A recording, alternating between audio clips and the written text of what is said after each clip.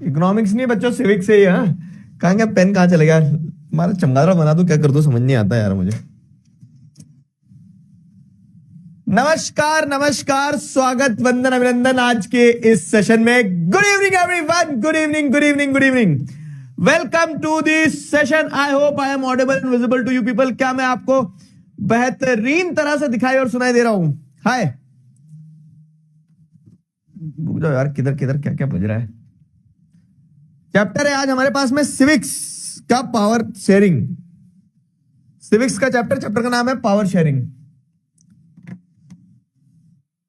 हमारी टीम से, tech team से सनी जी हैं, तो सनी जी आपका फोन में इसलिए नहीं उठा पाया क्योंकि मेरा फोन दूर रखा था, ठीक है। तो आई गेस सभी के क्लासेस बढ़िया चालू हो गए, ऐप खुल गए होंगे, आप क्लासेस के अंदर आ गए होंगे और आपको मैं दिखाई दे रहा हूंगा। तो एक चैप्टर हमने कंप्लीट कर लिया था जो कि फर्स्ट फ्री क्लास थी हमारी यूट्यूब पर। उसके बाद में अब क्या कहानी, इकोनॉमिक्स की जगह इसको काट के एक बार सिविक्स कर देना तो यार मुझे, तब मुझे क्या एडीएचडी है ना, थोड़ा सा मन को सुकून मिला कि हाँ सिविक्स, ठीक है। चलो भाई, am I audible and visible? फटाफट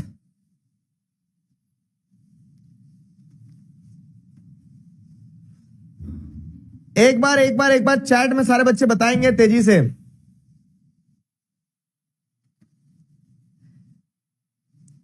बच्चे सनी जी को बोल रहे सनी देओल। हाँ बिल्कुल वैसे ही है वो भी, ठीक है। चलो आ जाओ। तो देखो मैं तुम्हें सिस्टम समझा देता हूं। कितने बच्चे पहली बार ऐप पर पहली बार आए हैं? ऐप पर पहली बार आए हैं? सुनो सुनो सुनो सुनो मेरी बात, मजेदार चीज बता रहा हूं। ऐप पर पहली बार आए हैं तो सारे बच्चों को समझना है क्या करना होगा आपको। आपको आपके चैट दिख रहे हैं, अभी एकदम से चैट दिखना आपको बंद हो गया होगा। तो चैट है ना, लॉक अनलॉक होती है। मैं चाहूं तो तुम्हें सबके मैसेज दिखवा सकता हूं। जैसे अभी देखो, अब तुम्हें सबके मैसेज दिख रहे होंगे एक दूसरे के, ठीक है। दोस्ती कर लो सब चैट में। और मैं चाहूं तो तुम्हारी चैट वहीं बंद कर सकता हूं। तो जब मैं पढ़ाऊंगा तो मैं तुम्हारी चैट प्राइवेट रखूंगा, मतलब तुम चैट कर सकते हो, मुझे तुम्हारे मैसेज दिखेंगे लेकिन तुम्हें एक दूसरे के नहीं दिखेंगे, ताकि तुम आपस में क्या करो, दोस्ती ना करो। समझ गए? तो ये चीज होती है एक। दूसरा, अच्छे से पढ़ना। आखिरी में मैं तुम्हें 5 मिनट दूंगा तुम्हारे डाउट वाउट सब पूछने के लिए। बीच बीच में क्वेश्चन देते चलूंगा, तो क्वेश्चन जब दूंगा तब पोल्स आएंगे, तो उन पोल्स में एक्टिवली पार्टिसिपेट करना और सही आंसर देना जो आपको सही आंसर लग रहा हो, ठीक है। डाउट सॉल्विंग सेशन में अपन पीडीएफ डाला करेंगे और उसके हिसाब से, उसके अनुसार अपन क्या करेंगे, डाउट सॉल्व क्या करेंगे। ये भी ठीक है। चलो, every 5th class will be a doubt solving class. तो 5वीं क्लास आने दो, 4 क्लासेस पढ़ने के बाद में 4 चैप्टर जो हो जाएंगे अपने, तो फिर उसका डाउट सॉल्विंग करेंगे अपन, ठीक है। ओहो वाह यार, क्लियर। एसएसटी का सिलेबस कवर नहीं हुआ, welcome to the Abhay batch. इसी में अपन सिलेबस ही कवर करेंगे। हर क्लास खत्म होने के बाद में you will have the option to rate and give your feedback. तो रेटिंग देते चलना, फीडबैक देते चलना, कुछ अगर सुधार करना होगा तो उस पर अपन इंप्रूव करते रहेंगे। और एक और चीज, ब्रह्मास्त्र वाला जो केस है, तो देखो काफी सारे बच्चों के ब्रह्मास्त्र पहुंच गया। अभी आपको पढ़ना है आज अपन 4 तारीख पे, 5 तारीख पे, 4 तारीख पे, ठीक है। पहला ब्रह्मास्त्र का टेस्ट पेपर जो है ना अपना, वो अपन यूज करेंगे 15 तारीख को। तो जिन लोगों के घर अभी नहीं भी आया ना ब्रह्मास्त्र, वो तब तक आ जाएगा, ठीक है, तब तक आ जाएगा। क्लास के बाद का होमवर्क क्या है? हाँ, पीडीएफ मिलते चलेंगे। तुम्हें पता है ना, माय कोर्सेज में जाओगे तो वहां सब आ जाएगा, क्लास और नीचे पीडीएफ वगैरह सब कुछ। तो वैसे ही जो आज मैं होमवर्क दूंगा तुम्हें, इस चैप्टर के, पावर शेयरिंग चैप्टर के जो होमवर्क दूंगा क्वेश्चंस, उन्हीं क्वेश्चंस के आंसर्स आपको लिखना है और एक दिन बाद आपको उसका आंसर सोल्यूशन मिला करेगा। पावर शेयरिंग का सोल्यूशन एक दिन बाद मिलेगा, क्योंकि आज ही क्वेश्चन दे दूंगा, आज ही अगर आंसर दे दूंगा तो चीटिंग कर लोगे ना तुम तो, ठीक है। तो ये चीज ध्यान रखना है, ठीक है। एक शुभांकर कुमार नाम का बच्चा है जो बोल रहा है भैया बुक से पढ़ाओ, पीपीटी से नहीं। जब मैं बुक से पढ़ा रहा था तब पीपीटी चिल्लाते थे। आज जब मैं क्रैश कोर्स में तुम्हारे लिए पीपीटी लेके आया हूं, शॉर्ट नोट्स क्रिस्प, तो तुम बुक मांग रहे हो। नागराज जाओ जरा इस बच्चे के गले में लटक जाओ, फेंक दूंगा नागराज तुम्हारे ऊपर। सिंपल चीज है कि क्रैश कोर्स, अरे नागराज को चक्कर आ गए। तो सिंपल चीज है क्या है कि तुम्हें शॉर्ट क्रिस्प कंटेंट रहेगा, ताकि क्या करो, ताकि आप रिवाइज कर लो बार बार इन पीपीटीज की मदद से। शुरू करें, सारे बच्चे आ गए तो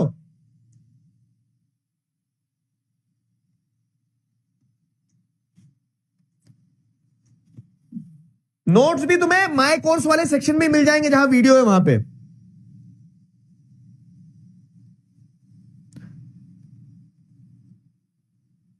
ठीक, चलो चलो भाई शुरू करें। चैप्टर है हमारा पावर शेयरिंग। आ जाओ पावर शेयरिंग पे। पावर शेयरिंग चैप्टर देखो, बेसिकली इसमें क्या है ना, इस चैप्टर में बहुत ज्यादा कुछ नहीं है, आपको 4 टॉपिक ध्यान रखना है बस।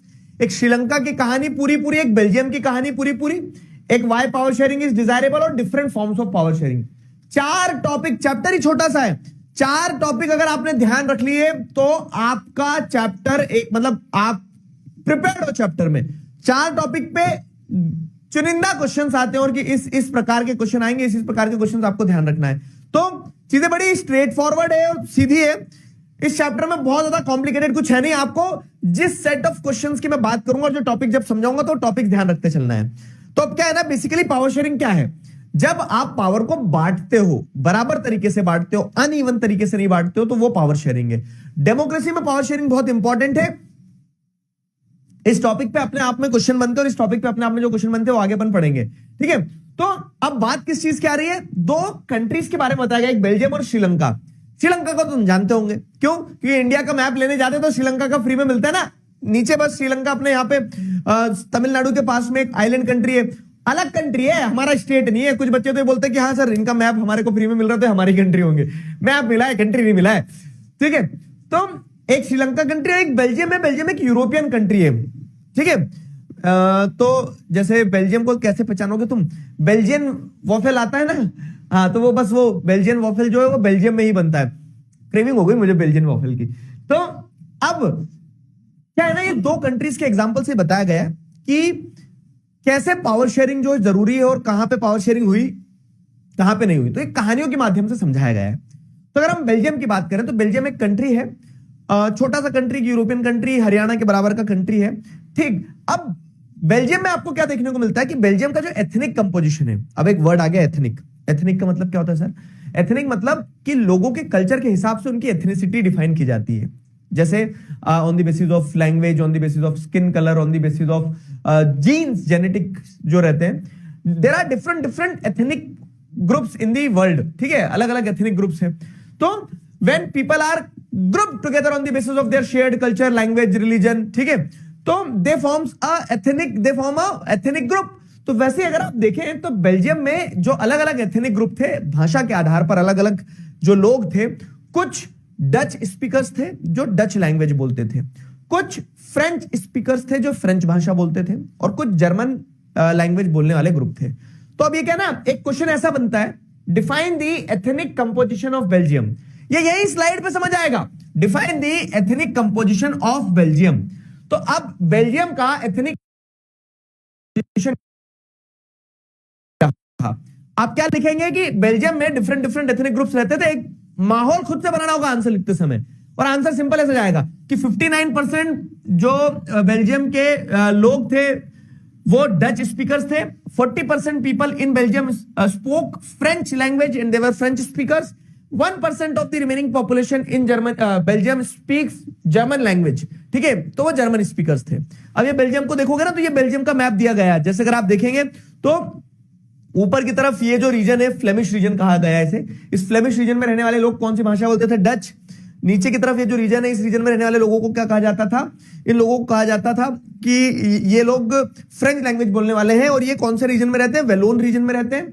और 1% पॉपुलेशन जो है वो, ये 1% पॉपुलेशन ये यहां रह रही है जर्मनी से लगी हुई बॉर्डर के पास में। इसलिए जैसे बोलते हैं ना कि अगर आप कह सकते हैं क्या चाइना से की बॉर्डर के पास में रहोगे तो चाइनीज लैंग्वेज सीख जाओगे। तो वैसे क्या है, जर्मन लैंग्वेज के वो जर्मन लैंग्वेज बोलने वाला जो क्षेत्र था वो जर्मनी की बॉर्डर से लगा हुआ था, ठीक है। तो वहां पे जो 1% पॉपुलेशन थी वो जर्मन लैंग्वेज बोलती थी।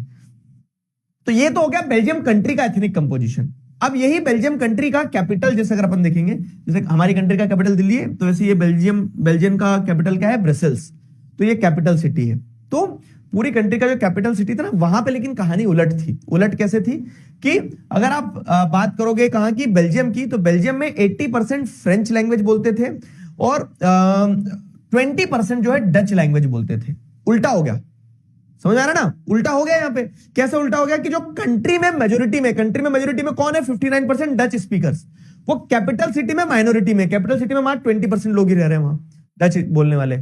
और जो कंट्री में माइनॉरिटी में, कंट्री में फ्रेंच स्पीकिंग मात्र 40% लोग हैं, लेकिन कैपिटल सिटी ब्रसेल्स के अंदर जो लोग रहते हैं उसमें से 80% लोग जो है फ्रेंच भाषा बोलते हैं। 80% लोग फ्रेंच भाषा बोलते हैं। तो ये एथनिक कंपोजिशन था कहां का, ये एथनिक कंपोजिशन था, आपको पता चल गया आपके बेल्जियम का। क्लियर हुआ? क्या इतने लोगों को ethnic composition of Belgium clear है? जल्दी बताओ। इसका भी मैप आएगा, मैप नहीं आएगा लेकिन मैं तुम्हें समझाने के हिसाब से बता रहे हैं।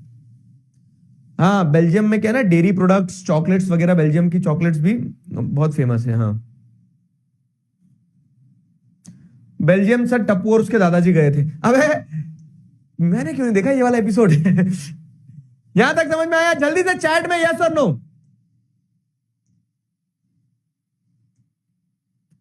बताओ।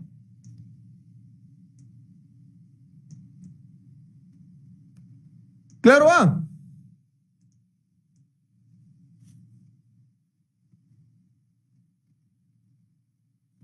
Is that clear? बहुत बढ़िया। सैंडी भैया को बोलो पढ़ाने, पढ़वाएंगे इनसे। रुको जरा, फंस तो गए, अब ये 10,000 कमेंट हो गए उस वीडियो पे। फील्डिंग सेट है तुम्हारी बेटा।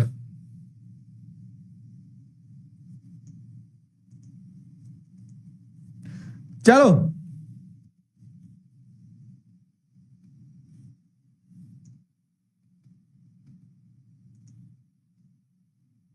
ठीक है, पेरिस गए थे। हाँ, ये पता नहीं कहां बेल्जियम पहुंचा रहा उन्हें, पास पास में ये, लेकिन हो सकता है टप्पू के दादाजी ने बोला चल इतनी दूर आए तो वहां भी चली दे। मैंने वाला शो देखा नहीं है। ठीक है, तो ये हमने एथनिक कंपोजिशन देखा कहां का, बेल्जियम का। अब देखो क्या है, ऐसा ही एक और कंट्री है। क्या है एक और कंट्री? पहले वो कंट्री बताते तो फिर अकोमोडेशन पे आऊंगा।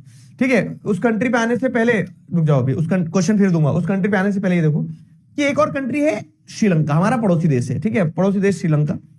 इंडिया का मैप लेने जाओ, श्रीलंका का फ्री में मिलता है। जब 2011 के वर्ल्ड कप में, ठीक है, 2019 की याद नहीं आना चाहिए तुम्हें बार बार, नहीं 2019 नहीं, कब की, 19 नवंबर की याद नहीं आना चाहिए। तो मैं क्या बता रहा था तुम्हें यार, मेमोरीज में फिक्स हो गया। 2011 के वर्ल्ड कप में इंडिया और श्रीलंका का मैच चल रहा था और फाइनल में थे इंडिया और श्रीलंका।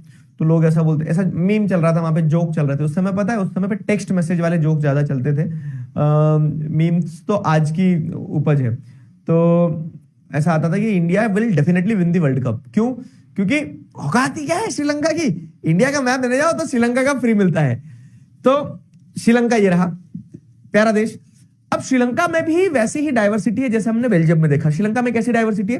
तो श्रीलंका का जो एथनिक कंपोजिशन है, तो श्रीलंका में 74% लोग सिन्हाला स्पीकर्स थे, मतलब जो सिन्हली लैंग्वेज बोलते थे। और ये अधिकतर सिन्हालास जो थे, they were most of the people, जो सिन्हाला पीपल थे, दे प्रैक्टिस्ड बुद्धिज्म रिलीजन को फॉलो करते थे।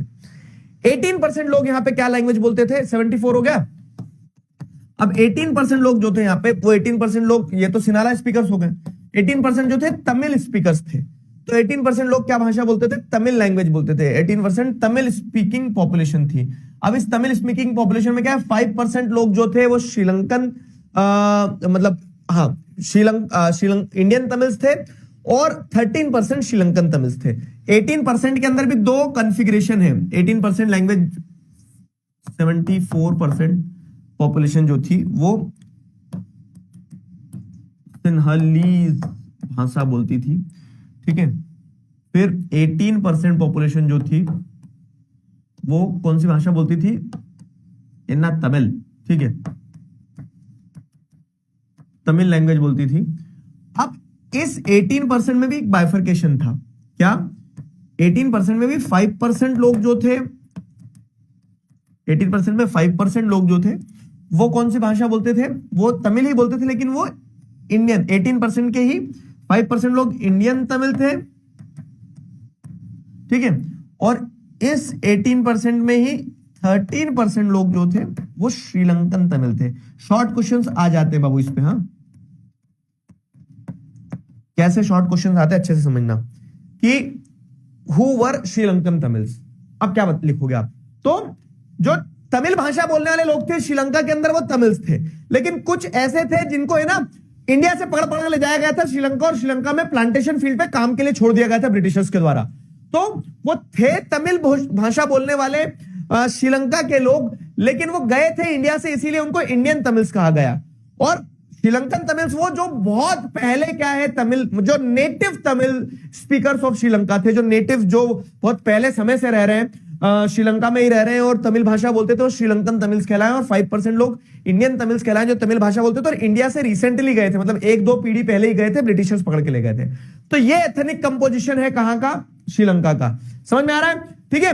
इसी के साथ साथ क्या है ना 7% पॉपुलेशन। अब जैसे अधिकतर जो तमिल स्पीकर्स थे, तो तमिल स्पीकर्स अधिकतर या तो वो हिंदू थे या मुस्लिम थे, इस हिंदुइज्म या इस्लाम को फॉलो कर रहे थे, ये 18% लोग। अब 7% लोग ऐसे भी थे जो क्या थे, ठीक है, 7% लोग क्या थे, क्रिश्चियंस थे।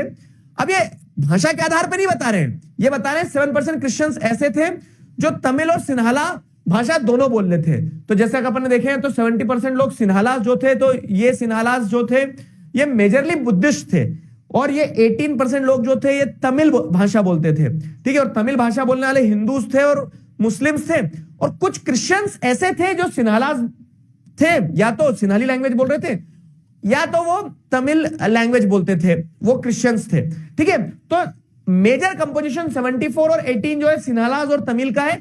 7% क्रिश्चियन ऑलरेडी 74 और 18 में इंक्लूडेड है। बहुत दिमाग नहीं लगाना, क्योंकि बच्चे फिर क्या करते हैं, इस 7 को अलग से जोड़ देते हैं, फिर देखते हैं 74 18 ये तो 99 हो गया, 1% लोग कहां चले गए सर। तो ये 7% लोग जो है ऑलरेडी 74 और 18 में इंक्लूडेड है। बाकी जो 8% लोग हैं वो क्या भाषा बोलते थे, अलग अलग ट्राइबल लैंग्वेजेस वगैरह जो थी, रीजनल लैंग्वेजेस वगैरह वो बोलते थे। बाकी आपको जो समझना है तो कंट्री का मेजर कंपोजिशन क्या था, सिन्हाला स्पीकर्स थे 74%, 18% तमिल स्पीकर्स थे और 7% क्रिश्चियंस थे। देवर सिन्हाला स्पीकर्स और तमिल स्पीकर्स। क्लियर हुआ? ये मैं आपको रेडीमेड आंसर दे रहा हूं कि आपको ये नंबर ध्यान रखना है बस। एथनिक कंपोजिशन ऑफ श्रीलंका, ठीक है, क्लियर हुआ?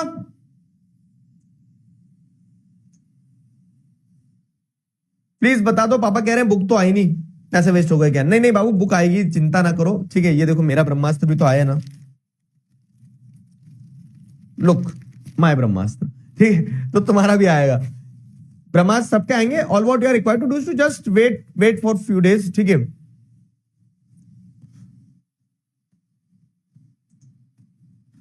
चलो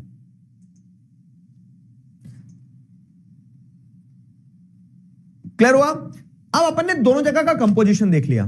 अब दोनों कंट्री में आपने एक चीज कॉमन क्या देखी कि दोनों कंट्री में बहुत डाइवर्सिटी है, अलग अलग प्रकार के लोग हैं, चाहे वो बेल्जियम की बात कर लो चाहे श्रीलंका की बात कर लो।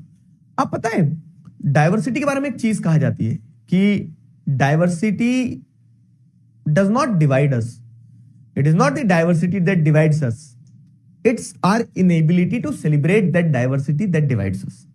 अगर हम उस डाइवर्सिटी को सेलिब्रेट नहीं कर पाएंगे ना तो डिवाइड हो जाएंगे, नहीं तो डाइवर्सिटी तो अच्छी चीज है। गुलदस्ता जब बनता है तो एक गुलदस्ते में अलग अलग फूल होते हैं तभी तो वो खूबसूरत लगता है ना, फूलों की बगिया जो है उसमें अलग अलग फूल होते हैं तभी तो वो खूबसूरत लगती है ना। तो डाइवर्सिटी नेवर डिवाइड्स अस, लेकिन it is our inability to celebrate that diversity. अगर हम उस डाइवर्सिटी को सेलिब्रेट नहीं कर पा रहे, इंजॉय नहीं कर पा रहे ना, तो हमारा डिवीजन पक्का हो जाएगा। तो यहां भी अलग अलग डिफरेंसेस थे, यहां भी आप जैसे देखोगे तो अलग अलग डिफरेंसेस थे, लेकिन आपको क्या देखने को मिलता है कि श्रीलंका में ना उस डाइवर्सिटी के कारण डिवीजन होता है। क्यों? क्योंकि श्रीलंका की गवर्नमेंट जो करती है मेजोरिटेरियनिज्म की पॉलिसी को फॉलो। अब मेजोरिटेरियनिज्म की पॉलिसी क्या है, देखो आईइज्म लगा है, मतलब एक आइडियोलॉजी है मेजोरिटेरियनिज्म, ठीक है। तो मेजोरिटेरियनिज्म की अगर हम बात समझें तो मेजोरिटेरियनिज्म क्या है, मेजोरिटेरियनिज्म इज एन आइडियोलॉजी, एक प्रिंसिपल है जो किसने फॉलो किया, एक मेजोरिटेरियनिज्म एक प्रिंसिपल है जो श्रीलंका की गवर्नमेंट ने फॉलो किया। कैसे? तो 1956 में श्रीलंका की गवर्नमेंट एक एक्ट लाती है, और गवर्नमेंट किसकी है, मेजोरिटी सिन्हालास की है, तो सिन्हालास की सरकार बनी वहां पे। तो 1956 में श्रीलंकन गवर्नमेंट ने एक लॉ लाई, ठीक है, और उस लॉ के चलते they recognised Sinhala as the official language. उन्होंने सिन्हाला लैंग्वेज को एक ऑफिशियल लैंग्वेज का दर्जा दे दिया कि सिन्हली लैंग्वेज जो है, तो सिन्हली लैंग्वेज एक ऑफिशियल लैंग्वेज होगी। अब तमिल लैंग्वेज जो है उसको डिसरिगार्ड कर दिया। देख रहा है विनोद कैसे ये अपने ही पैर पे कुल्हाड़ी मान रहे, क्योंकि अलग अलग लोग हैं तो आपको सबकी सुनना चाहिए थी, पावर शेयर करना चाहिए थी, लेकिन पावर शेयरिंग नहीं हुई है। उसी चीज को अपन समझ रहे हैं यहां पे। तो श्रीलंका की गवर्नमेंट ने मेजोरिटेरियनिज्म की पॉलिसी अडॉप्ट करी। मेजोरिटेरियनिज्म क्या है, डेफिनेशन एक बार याद करवा रहा हूं अभी, देखो कि majoritarianism is a system of government या फिर is a belief where majority government dominates. Sinhalas है मेजोरिटी में, तो majority government dominates disregarding the interest of minorities. Minorities कौन है यहाँ पे, तमिल स्पीकिंग लोग माइनॉरिटीज हैं, तो माइनॉरिटीज के इंटरेस्ट को डिसरिगार्ड कर दिया। और कैसे किया, तो उसका एग्जांपल है कि 1956 में एक एक्ट पास करते हैं। उस एक्ट के चलते क्या है, सिन्हाला लैंग्वेज को as a official language recognize कर लिया और तमिल्स को डिसरिगार्ड कर दिया। और इसके चलते क्या है कि तमिल्स को एडमिशन मिलेगा गवर्नमेंट जॉब में, ना यूनिवर्सिटीज में एडमिशन मिलेगा। And this created a feeling of distrust between both the communities. Answer बता रहा हूं कि what are the problems in Sri Lanka. तो लॉ पास करा, सिन्हाला लैंग्वेज को ऑफिशियल लैंग्वेज डिक्लेयर करा, बुद्धिज्म को स्टेट रिलीजन डिक्लेयर कर दिया। और इन सारी चीजों के चलते क्या, इन सारी चीजों के चलते जो तमिल्स थे ना, दे फेल्ट एलिनिएटेड। उन्हें ऐसा लगा कि यार उनके साथ तो भेदभाव हो रहा है। और इसी एलिनिएशन के चलते क्या है कि दोनों कम्युनिटीज के बीच में एक डिस्ट्रस्ट डेवलप हुआ। और जब डिस्ट्रस्ट डेवलप हुआ तो तमिल्स ने बोलना शुरू कर दिया, लहरे ठीक है मैं तो नहीं रहूं ऐसे देश में। तो तमिल्स ने बोलना शुरू कर दिया हमें ऑटोनॉमी दो, और ऑटोनॉमी छोड़ो। उन्होंने फिर धीरे धीरे क्या बात कर दी कि अब तो हमें इंडिपेंडेंट स्टेट क्रिएट करके दो, हमारा एक अलग कंट्री बना के दो। और जब अब आप हमें एक अलग कंट्री बना के दो, इस तरह की डिमांड उठाना शुरू कर दी तमिल्स ने, तो दिस ठीक है, ये जो कॉल फॉर इंडिपेंडेंट स्टेट था ना, दिस क्या सकते ना, this created a gap between the people of Sri Lanka. ठीक है, तमिल्स और सिन्हालास के बीच में गैप, एक डिस्ट्रस्ट बढ़ता चले गया। अभी जो गैप बढ़ा, ये जो डिस्ट्रस्ट बढ़ा ना, और इसी के चलते क्या हुआ, this led to the civil war. Civil war क्या है, कैप्टन अमेरिका वाला नहीं है सिविल। यहां पे सिविल वॉर का मतलब ये होता है कि जब कंट्री के लोग ही आपस में लड़ने लगते हैं। आ जाओ रिकैप करें। देखो श्रीलंका का अपन ने एथनिक कंपोजिशन देखा, और उस एथनिक कंपोजिशन में हमें ये समझ में आया कि श्रीलंका में डाइवर्सिटी थी। अब उस डाइवर्सिटी के चलते क्या होता है ना, उस डाइवर्सिटी को वो बहुत अच्छे से हैंडल नहीं कर पाए। उन्होंने मेजोरिटेरियनिज्म की पॉलिसी अडॉप्ट करी श्रीलंका के लोगों ने। और ये मेजोरिटेरियनिज्म की पॉलिसी के चलते क्या है कि सिन्हाला जो है, तो सिन्हाला को ऑफिशियल लैंग्वेज की तरह रिकॉग्नाइज कर लिया उन्होंने, तमिल्स को डिसरिगार्ड कर दिया, बुद्धिज्म को प्रमोट किया, यूनिवर्सिटी और गवर्नमेंट जॉब्स में सिन्हालास को फेवर मिला। इससे तमिल्स जो है वो रूठा रूठा महसूस करने लगे, मतलब एलिनिएटेड फील करने लगे। और इसी के चलते क्या है कि दोनों कम्युनिटीज के बीच में डिस्ट्रस्ट डेवलप हुआ, कॉन्फ्लिक्ट्स बढ़े।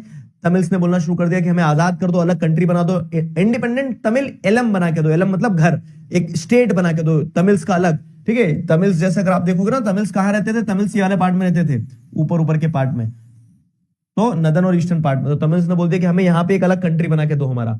ठीक है, और सिन्हालास देना नहीं चाहते थे। सिन्हालास ने अपनी पावर का इस्तेमाल किया और डंडे चलाए उनके ऊपर, and this created a distrust. और इसी के कारण दोनों कंट्रीज क्या होती है, दोनों कम्युनिटीज जो होती है, दोनों कम्युनिटीज के बीच में सिविल वॉर की सिचुएशन होती है। क्या श्रीलंका की मेजोरिटेरियनिज्म की पॉलिसी समझ में आई? जल्दी से बताओ चैट में। अब श्रीलंका की अगर मेजोरिटेरियनिज्म की पॉलिसी समझ में आई है, तो अगला पॉइंट है कि सर बेल्जियम ने क्या किया? डाइवर्सिटी तो बेल्जियम में भी थी। अगर मैं इसको ऐसे एक लाइन में और घुमाऊं, तो श्रीलंका ने पावर शेयर नहीं करी बराबर तरीके से, लेकिन बेल्जियम में आपको क्या देखने को मिलता है कि पावर शेयर होती है। कैसे, अब वो समझना है। क्लियर? परसेंटेज, हाँ परसेंटेज तो ध्यान में रखना रहेगी ना बाबू, क्योंकि क्वेश्चन आएगा तुम्हारा ऐसा, एथनिक कंपोजिशन बताओ बेल्जियम का, श्रीलंका का, तो क्वेश्चन तो आएगा, तो परसेंटेज तो ध्यान रखना पड़ेगी। क्लियर हुआ? बताओ।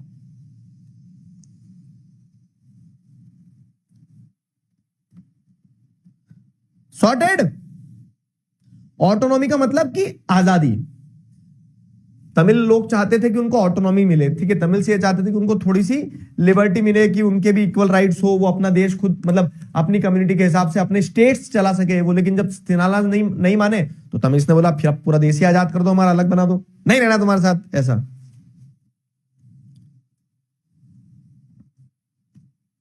बताओ।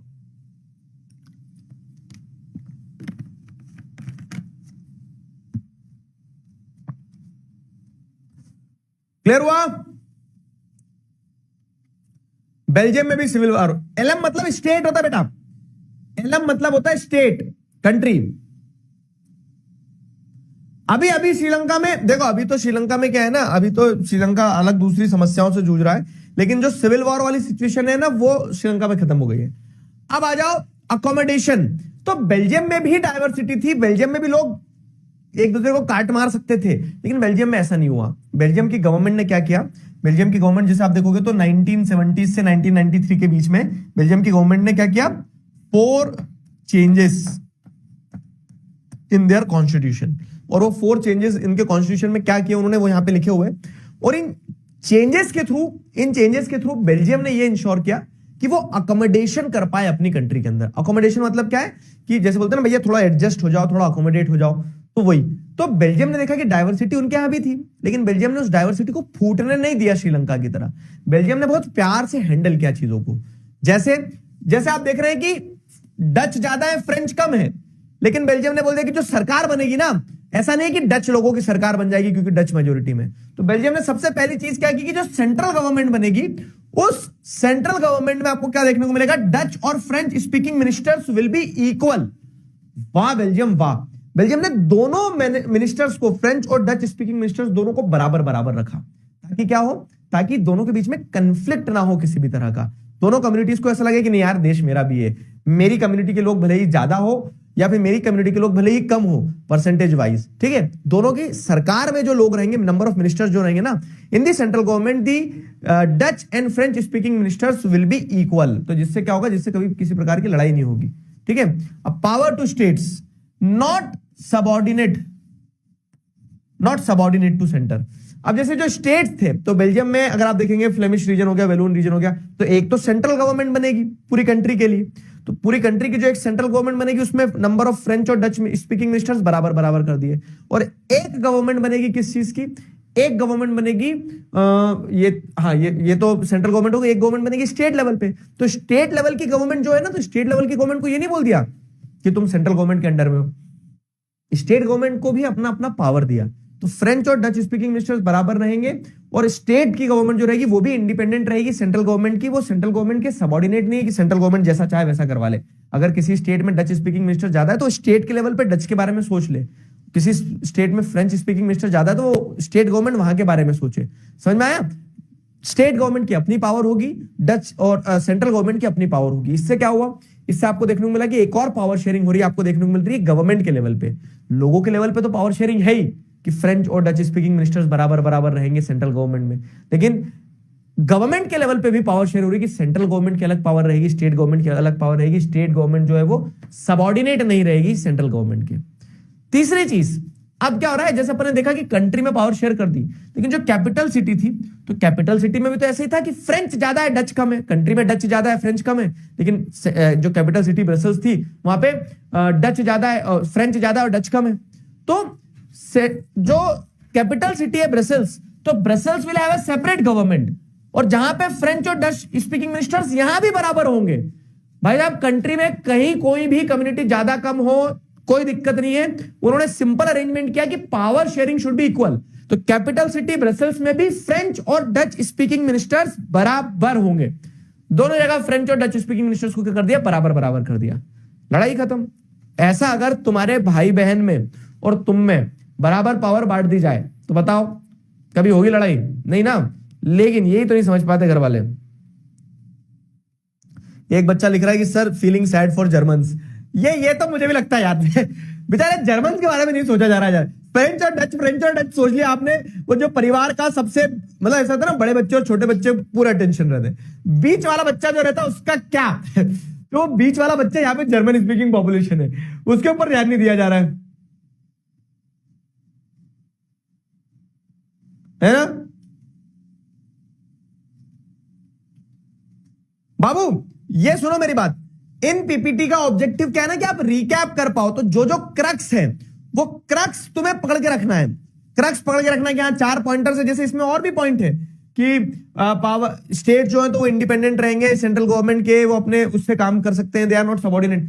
तो मैंने तुम्हें सिर्फ एक ट्रिगर दिया, जैसे अभी चौथा पॉइंट मैंने सिर्फ कम्युनिटी गवर्नमेंट लिखा है, लेकिन तुम्हें पता होना चाहिए कम्युनिटी गवर्नमेंट सुनते से कि कम्युनिटी गवर्नमेंट क्या है क्या नहीं, आगे डेफिनेशन वगैरह सब दिए। तो इन पीपीटीज को आप रेफरेंस लेके चलना जिससे आप रिकॉल कर पाओ फटाफट, ठीक है? ठीक,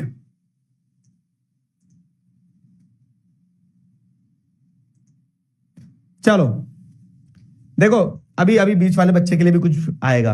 तो अपन ने 3 चेंजेस देख लिया कि 3 चेंजेस उन्होंने क्या किए, किसने? बेल्जियम ने। सबसे पहले सेंट्रल और स्टेट में नंबर ऑफ फ्रेंच और डच स्पीकिंग मिनिस्टर बराबर रहेंगे, ठीक है, सेंट्रल गवर्नमेंट में भी, और स्टेट गवर्नमेंट जो है तो they are not subordinate to the central government, तो स्टेट गवर्नमेंट की अपनी पावर है। कैपिटल सिटी जो है तो कैपिटल सिटी में भी फ्रेंच और डच स्पीकिंग मिनिस्टर्स बराबर रहेंगे। अब तीसरा देखें तो चौथा देखें तो चौथा पॉइंट यहां पे कम्युनिटी गवर्नमेंट का। कम्युनिटी गवर्नमेंट का पॉइंट क्या कहता है समझना अच्छे से। कम्युनिटी गवर्नमेंट का पॉइंट ये कहता है, क्लियर क्लियर क्लियर तरीके से समझना, कि एक फ्रेंच कम्युनिटी, एक डच कम्युनिटी, एक जर्मन कम्युनिटी है। अब अगर मान लो कि किसी मिनिस्टर ने, किसी डच स्पीकिंग मिनिस्टर ने फ्रेंच भाषा बोलने वालों की भाषा पे कोई निर्णय ले लिया, है ना? जैसे इसको ऐसे समझो, आपको हिंदू मुस्लिम में ज्यादा बेटर समझ में आएगा, हमारे स्कूल में हमारे कंट्री में वही लड़वाते ना देखकर। तो अगर मान लो ऐसा बोलते थे कि कोई हिंदू लीडर ने कोई मुस्लिम्स के लिए डिसीजन ले लिया, तो सारे मुस्लिम्स को ऐसा लगेगा कि गलत डिसीजन ले लिया, या फिर किसी मुस्लिम लीडर ने हिंदुओं के लिए गलत मतलब डिसीजन ले लिया, तो हिंदुओं को लगेगा नहीं नहीं ये हमारे बारे में नहीं सोच सकते, इनका धर्म अलग है। तो एक क्या बोल सकते हैं ना, प्री अजम्पशन ऑफ डाउट रहता है कि यार गड़बड़ हो सकती है, प्री अजम्पशन ऑफ डाउट हो सकता है, गड़बड़ हो सकती है, ये प्री अजम्पशन ऑफ डाउट रहता है। तो इसी के चलते क्या है ना, बेल्जियम वालों को समझ में आ रहा था कि यार ये अलग अलग भाषा के लोग हैं, और अगर कोई किसी की कोई दूसरी भाषा बोलने वाला किसी दूसरी भाषा बोलने वाले के लिए निर्णय ले लेगा, मारपीट मच जाएगी, क्या करें क्या करें क्या करें। तो उन्होंने ये बोला, क्या बोला उन्होंने बोला कि अपन एक चौथी फॉर्म ऑफ गवर्नमेंट बनाते हैं। सेंट्रल गवर्नमेंट है, स्टेट गवर्नमेंट है, कैपिटल सिटी की गवर्नमेंट है, वो तो सब है, और we will make another type of government, and that is the community government. Community government क्या है, आगे डेफिनेशन लिखी है मैंने, आज चिंता मत करना। People belonging to one community will have their own community government, मतलब people belonging to one language group। जैसे फ्रेंच भाषा बोलने वाले लोग हैं, वो कहीं भी रह रहा हो, अगर कोई एक फ्रेंच भाषा बोलने वाला यहां रह रहा है, या फिर यहां रह रहा है, या फिर यहां रह रहा है, कहीं भी रह रहा है, तो फ्रेंच लैंग्वेज बोलने वाले जितने भी लोग हैं वो सारे लोग मिलके उनके लिए एक गवर्नमेंट बनाएंगे, वो कहलाएगी फ्रेंच कम्युनिटी गवर्नमेंट।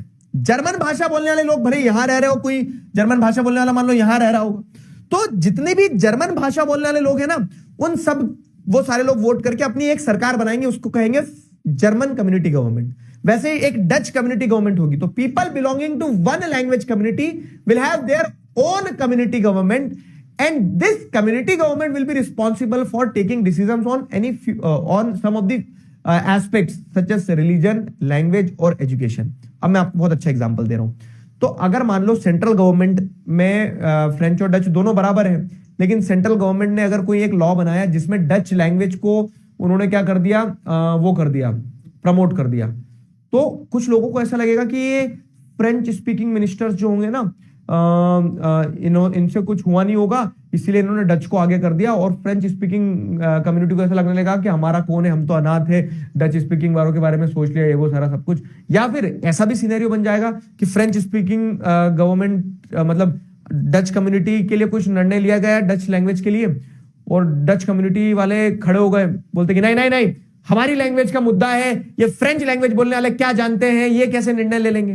तो पॉसिबिलिटी है कन्फ्लिक्ट्स की, अगर दूसरी भाषा वाले किसी दूसरी भाषा वाले के लिए निर्णय लेंगे तो इस कन्फ्लिक्ट से बचने के लिए बेल्जियम ने दिमाग दौड़ाया कि एक कम्युनिटी गवर्नमेंट बनाओ, कि भैया कम्युनिटी गवर्नमेंट है, French community government, French language बोलने वाले लोगों ने चुनी है, और इस कम्युनिटी गवर्नमेंट का काम होगा कि अगर फ्रेंच भाषा से जुड़ा कोई निर्णय है तो वो वही कम्युनिटी गवर्नमेंट निर्णय लेगी। तो रिलीजन, एजुकेशन और लैंग्वेज, इन 3 मुद्दों पे निर्णय कौन लेगा, कम्युनिटी गवर्नमेंट। क्यों? क्योंकि ये कम्युनिटी सेंसिटिव क्या हो जाएंगे, इश्यूज हो जाएंगे। अगर मान लो एजुकेशन में कुछ बदलना है फ्रेंच लैंग्वेज वालों के लिए, तो वही सरकार बदले ना जो फ्रेंच लैंग्वेज के द्वारा चुनी गई है, समझ गए।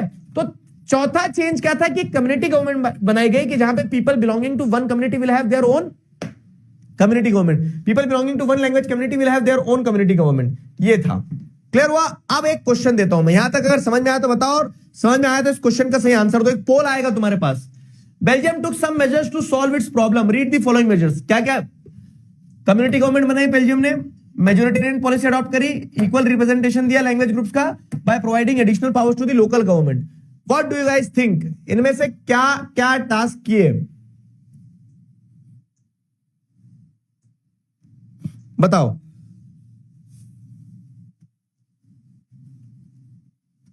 क्लियर हुआ?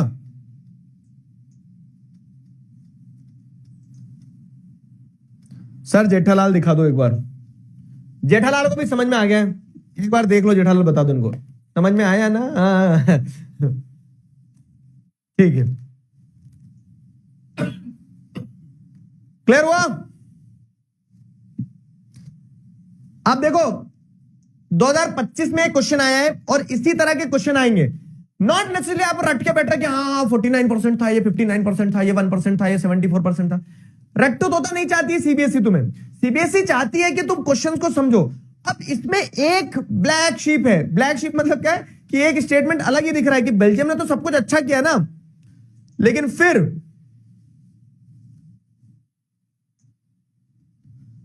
भी आप यहां पे एक लाइन देखेंगे कि फॉलोइंग मेजोरिटेरियन पॉलिसी, तो बेल्जियम ने मेजोरिटेरियनिज्म की पॉलिसी को फॉलो नहीं किया, समझे? 53% बच्चों ने सही सेलेक्ट किया है कि 1, 3 और 4 वाला स्टेटमेंट तो सही है कि बेल्जियम में क्या देखने को मिल रहा है आपको, बेल्जियम में आपको देखने को मिल रहा है कम्युनिटी गवर्नमेंट बनाई, बेल्जियम में आपको ये देखने को मिल रहा है कि सारी चीज सब कुछ सही चला, ठीक है, वहां पे इक्वल रिप्रेजेंटेशन दिया अलग अलग लैंग्वेज ग्रुप को, ठीक है, एडिशनल पावर्स दी लोकल गवर्नमेंट को, ये बात तो सारी सही है, ठीक है, ये बात सारी सही है। लेकिन बेल्जियम ने क्या मेजोरिटेरियनिज्म की पॉलिसी को फॉलो किया? नहीं किया, समझ गए? चलो क्लियर हुआ? ठीक है, एक और पोल दूंगा, एक और। हम श्रीलंकन तमिल्स बुद्धिस्ट थे? नहीं, Tamils were either mostly Muslims और हिंदूज और क्रिश्चियंस थे। यह दिया ना यहां पे, देखो जैसे अपन ने पढ़ा भी है। Which of the following group is in majority in Sri Lanka? आ जाओ, एक और पोल दे रहा हूं। अपन ने श्रीलंका का भी कंपोजिशन पढ़ा, श्रीलंका ने मेजोरिटेरियनिज्म की पॉलिसी फॉलो करी, तो कौन सा ग्रुप मेजोरिटी में था बताओ, कौन सा ग्रुप मेजोरिटी में था? गौरी बिजलवान, अभय वाले बच्चे, आरंभ वाले बच्चे आ गए भाई साहब, नीरज किरण कुमार शौर्य, नीरज किरण कुमार शौर्य गौरी, और उसके बाद में अभिषेक, मानस, स्वास्तिक, सलोनी, श्लोक, शारिक, जब साहेब, ये सारे बच्चे लीडर बोर्ड पे, इनके लिए एक बार जोरदार तालियां हो जाए। Very good. पिछले वाले क्वेश्चन का, अभी वाला क्वेश्चन चल रहा है, इस क्वेश्चन का आंसर लगाओ, लगाओ। समझ में आया ना यहां तक?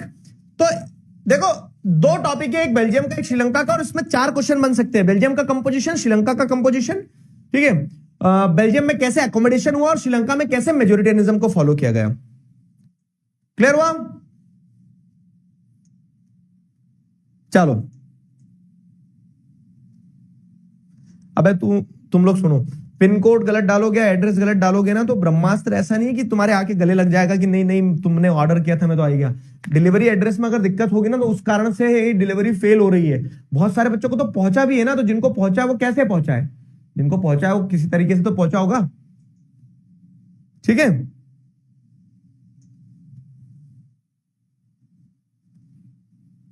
ठीक,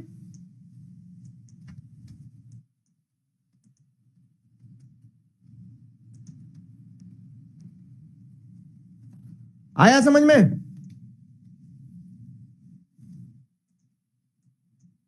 क्लियर है? बहुत बढ़िया। चलो आगे बढ़ते हैं। तो कुल मिला के अगर कंक्लूजन निकाले अपन सारे एनालिसिस करने के बाद में, तो कंक्लूजन ये निकलेगा कि बेल्जियम में पावर शेयरिंग वाव और श्रीलंका में पावर शेयरिंग छी। और इसी कारण से क्या है कि हमें यह समझ में आया कि power sharing is very important. अगर पावर शेयर करोगे तो जैसे बेल्जियम ने क्या करा कि डाइवर्सिटी को अकोमोडेट कर लिया बहुत अच्छे से, लेकिन श्रीलंका ने पावर शेयरिंग को अकोमोडेट नहीं कर पाया और श्रीलंका में क्या हो गया, लड़ाई दंगे हो गए, सिविल वॉर हो गया। तो इसके लिए power sharing is very important. तो अब अगला सवाल ये आता है कि why power sharing is desirable. अब इस चीज को समझाने के लिए कहानी सुनाता हूं मैं आपको कि पावर शेयरिंग डिजायरेबल क्यों है। कहानी बड़ी सिंपल है, आप सबने बचपन में सुनी होगी, ठीक है। आ जाओ कहानी फिर से सुनाता हूं मैं। क्या होता है भैया कि एक फैमिली रहती है, एक फैमिली में दो बच्चे पैदा होते हैं। दो बच्चे जो रहते हैं तो पेरेंट्स का काम है कि दोनों बच्चों को बराबर बराबर ट्रीटमेंट देना चाहिए था, लेकिन पेरेंट्स में से कहना है कि उनको जो है उनका छोटा बेटा, ठीक है, बड़ा प्यारा था। तो पेरेंट्स को छोटा बेटा बड़ा प्यारा था, तो सारी की सारी पावर क्या है, पेरेंट्स ने तय करा कि अपन अपने छोटे बेटे को दे देते हैं, ठीक है। अब छोटे बेटे को जब सारी पावर दे दी तो छोटा बेटा तो राजा बन गया, बड़ा बेटा बेचारा फिर भी सहता रहा, ठीक है। छोटा बेटा राजगद्दी पे बैठा था, बड़ा बेटा जो है तो क्या था, उस राजा की सेवा में तत्पर था कि नहीं चलो यार बड़ा हूं, सह लूंगा थोड़ा। लेकिन बड़ा कब तक सहे, और एक दिन क्या होता है, छोटे और बड़े के बीच में मारधाड़ हो जाती है, ठीक है। एक दिन छोटे और बड़े के बीच में मारधाड़ हो जाती है। तो मैंने ये कहानी चैप्टर समझाने के लिए ढूंढी थी, पता नहीं क्यों इस कहानी पे एक मूवी बन गई, फिर पता नहीं क्यों इस कहानी पे एक मूवी बन गई। तो कुल मिला के आपको क्या समझ में आया कि why power sharing is desirable. तो सिंपल चीज है कि अगर पावर को आप अनइवन तरीके से डिस्ट्रीब्यूट करोगे, किसी एक को फेवर करोगे, तो ऑब्वियस है कि एंड में क्या होगा, लड़ाई होगी ही। और इसी स्क्रिप्ट को चुरा के बाहुबली मूवी बनाई गई थी। समझे कि नहीं समझे? तो सिंपल चीज है, ठीक है, सिंपल चीज है। क्या सिंपल चीज है कि why power sharing is desirable, कि अगर आप पावर शेयर, अब यहीं पे अगर मान लो क्या है कि पापा की साइड में इधर एक और हाथ ऊपर करके बाहुबली को खड़ा कर देते, ठीक है, दोनों बेटे बराबर, ये जो मुकुट था इस मुकुट की जगह दो मुकुट बना देते, दो राजा, एक सीट और यहां लगा देते, ठीक है, ये भी बैठ जाता मेरा भाई, ठीक है, बाहुबली। तो क्या ये आखिरी में लड़ाई लड़ रहे होते? नहीं, आखिरी में लड़ाई नहीं लड़ रहे होते, ये दोनों क्या हो जाते, इनके बीच में दोस्ती हो जाती, ठीक है, आखिरी में दोनों के बीच में दोस्ती हो जाती। लेकिन यहीं से जब आपने पावर को इक्वली शेयर नहीं किया, किसी एक को फेवर किया, तो उस कारण से एट द एंड क्या हुआ, कंफ्लिक्ट हुआ, है ना। तो why power sharing is desirable, तो उसका पहला रीजन ही ये है, प्रूडेंशियल रीजन। मतलब क्या है कि जो आपको दिख रहा है, आपकी आंखों से सामने दिख रहा है कि why power sharing is desirable. तो why power sharing is desirable because it reduces the chances of conflict. अगर आप पावर शेयर कर दोगे तो कंफ्लिक्ट होंगे ही नहीं।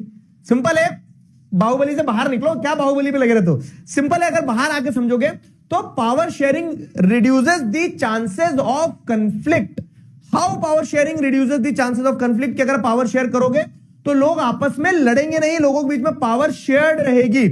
कैसे, वो मैं समझाता हूं। Power sharing reduces the chances of conflict समझाता हूं कि एक सरकार है, अब अगर उस सरकार ने क्या करा, सारे ग्रुप्स को इक्वल पावर देके रखी, तो सारे ग्रुप्स साथ में रहेंगे, सुखी रहेंगे। लेकिन अगर सरकार ने क्या करा कि एक रिलीजन या एक, जैसे सिन्हालास को स्पेशल ट्रीटमेंट दे दिया, तो तमिल तो हमेशा गुस्सा दिखाएंगे ना कि हमारी बारी कब आएगी, उस टाइप से। तो वही चीज है कि अगर पावर शेयर होगी तो there will be stability in political order, कोई प्रोटेस्ट नहीं करेगा, देश अच्छे से चलता रहेगा, तो कोई कंफ्लिक्ट नहीं होगा, ठीक है। It prevents the domination of majority by the minority. नहीं, it prevents the domination of majority over, ठीक है, ओवर माइनॉरिटी, ठीक है। कोई भी एक मेजोरिटी ग्रुप जो है, जो अगर पावर सबको दे दी आपने, तो कभी भी मेजोरिटी ग्रुप जो है वो अपनी टेरेनी स्टैब्लिश नहीं करेंगे, वो अत्याचार नहीं करेंगे माइनॉरिटीज के ऊपर, सबके बीच में बराबर पावर रहेगी, ठीक है। तो why power sharing is desirable एक इंपॉर्टेंट क्वेश्चन है और ये आता है एग्जाम में। इसमें आपको दो रीजन लिखना है बस, सिंपल। क्या, पहला रीजन रहेगा प्रूडेंशियल रीजन, दूसरा रहेगा मॉरल रीजन। प्रूडेंशियल रीजन मतलब क्या है कि पावर शेयर करना समझदारी भरा काम है। प्रूडेंशियल मतलब क्या है, समझदारी भरा काम है। क्या समझदारी भरा काम है कि आप जब पावर शेयर करोगे तो ऑब्वियस है कि लड़ाइयां नहीं होगी, जैसा भी कहानी बताई मैंने। अब दूसरा रीजन है पावर शेयरिंग का मॉरल रीजन। मॉरल रीजन क्या है, एक अच्छा एग्जांपल देता हूं। मान लो मैं अगर ये कहूं, क्या नाम है तुम्हारा, प्रशांत यादव, ठीक है, और प्रशांत नाम एक तो इतना कॉमन है कि जहां चैट पे देखो वहां प्रशांत मिल जाता है, ठीक है। तो एक प्रशांत किराड़ भी है हमारे पास, पता है तुम्हें। तो अब क्या है, कोई नाम तमाल, आ जाओ, ये नाम तो बहुत ही अजीब है, पहली बार, कमाल नाम है यार, पहली बार सुन रहा हूं, तमाल, ठीक है।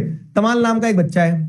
अगर मैं कहूं कि तमाल इज अ गुड बॉय, अब मैं कहूं तमाल इज अ गुड बॉय, तो जब तमाल को गुड बॉय बोल दिया तो इनहेरेंटली ये एक्सपेक्ट किया जाएगा कि अगर तमाल गुड बॉय है तो तमाल पेरेंट्स की रिस्पेक्ट करता होगा, तो तमाल सुबह जल्दी उठता होगा, तो तो तमाल सबसे अच्छे से बात करता होगा, तमाल चोरी नहीं करता होगा, है ना। अगर मैं बोल रहा हूं तमाल इज अ गुड बॉय, तो तमाल ये सारी चीजें, तो जहां बोल दिया कि तमाल इज अ गुड बॉय, तो वो सारी चीजें तो मैंने एक्सपेक्ट कर ली तमाल से। अब वैसे अगर अपन बात करें कि डेमोक्रेसी की अगर बात करें मैं बोल रहा हूं कि democracy is a good government, तो आप एक्सपेक्ट करो कि डेमोक्रेसी में क्या आएगा। डेमोक्रेसी में जब आप डेमोक्रेसी गुड गवर्नमेंट बोलोगे, तो डेमोक्रेसी में आप ये एक्सपेक्ट करने लग जाओगे ना कि अच्छी गवर्नमेंट मतलब हाँ इक्वालिटी होगी, सबकी रिस्पेक्ट होगी, सबको पावर मिलेगी, है ना। तो डेमोक्रेसी की अगर बात कर रहे हैं कि अगर डेमोक्रेसी है, डेमोक्रेसी अच्छी गवर्नमेंट है, या फिर डेमोक्रेसी के बारे में कुछ पूछा जा रहा है, बताया जा रहा है, तो ये ऑटोमेटिकली आप एक्सपेक्ट कर लोगे कि डेमोक्रेसी क्या है, कि डेमोक्रेसी में पावर शेयरिंग होगी ही होगी। तो मॉरल रीजन यही कहता है कि why power sharing is desirable, कि if you are talking about democracy, then democracy में power sharing is the basic spirit, power sharing is the basic spirit of democracy। अगर डेमोक्रेसी है तो पावर शेयरिंग तो होना ही चाहिए, मॉरली इट इज इंपॉर्टेंट, ठीक है। क्यों? क्योंकि it ensures that all citizens are heard and consulted. तो आप जब एक सरकार चला रहे हो, तो सरकार में जिन लोगों के बारे में निर्णय लिया जा रहा है, जिन लोगों के लिए सोचा जा रहा है, तो उन लोगों के बारे में सुना समझा तो जाएगा ही जाएगा ना। मतलब बहुत बट ऑब्वियस सी चीज हो गई डेमोक्रेसी, बहुत बट ऑब्वियस सी चीज हो गई। It ensures that citizens are heard and consulted, सारे ही लोग जो है उनके बारे में सुना जा रहा है, उनके बारे में समझा जा रहा है। तो ये चीज हो जाएगी। Basic spirit of democracy is that it ensures all citizens are heard and consulted, ठीक है। सारे ही सिटीजंस के बारे में सुना जा रहा है, समझा जा रहा है और बातचीत की जा रही है। तो ये डेमोक्रेसी का एक एसेंशियल फीचर हो जाता है। समझ में आया? बताओ, क्लियर है? क्लियर हुआ? बताओ बताओ, इज दैट क्लियर?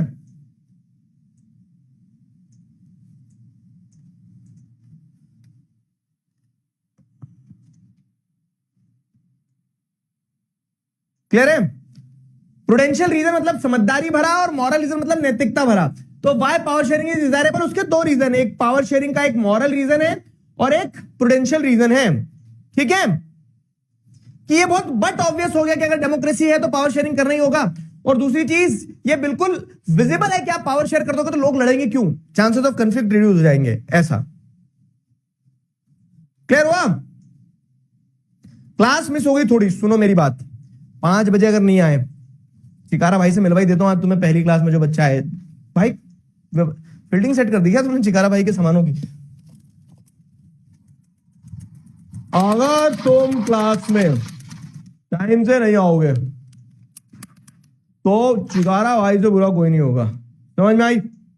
रोज आना है, 5 बजे आना है। मैंने आपको क्या कहा था ओरिएंटेशन सेशन में, फर्स्ट फ्री क्लास में, हर चीज में सिर्फ एक बात बोली है कि इंपॉर्टेंट ये कि अब आप कंसिस्टेंट रहो, बस लगातार निरंतरता के साथ पढ़ते चलो, ठीक है। मॉरल रीजन समझ में आ गया?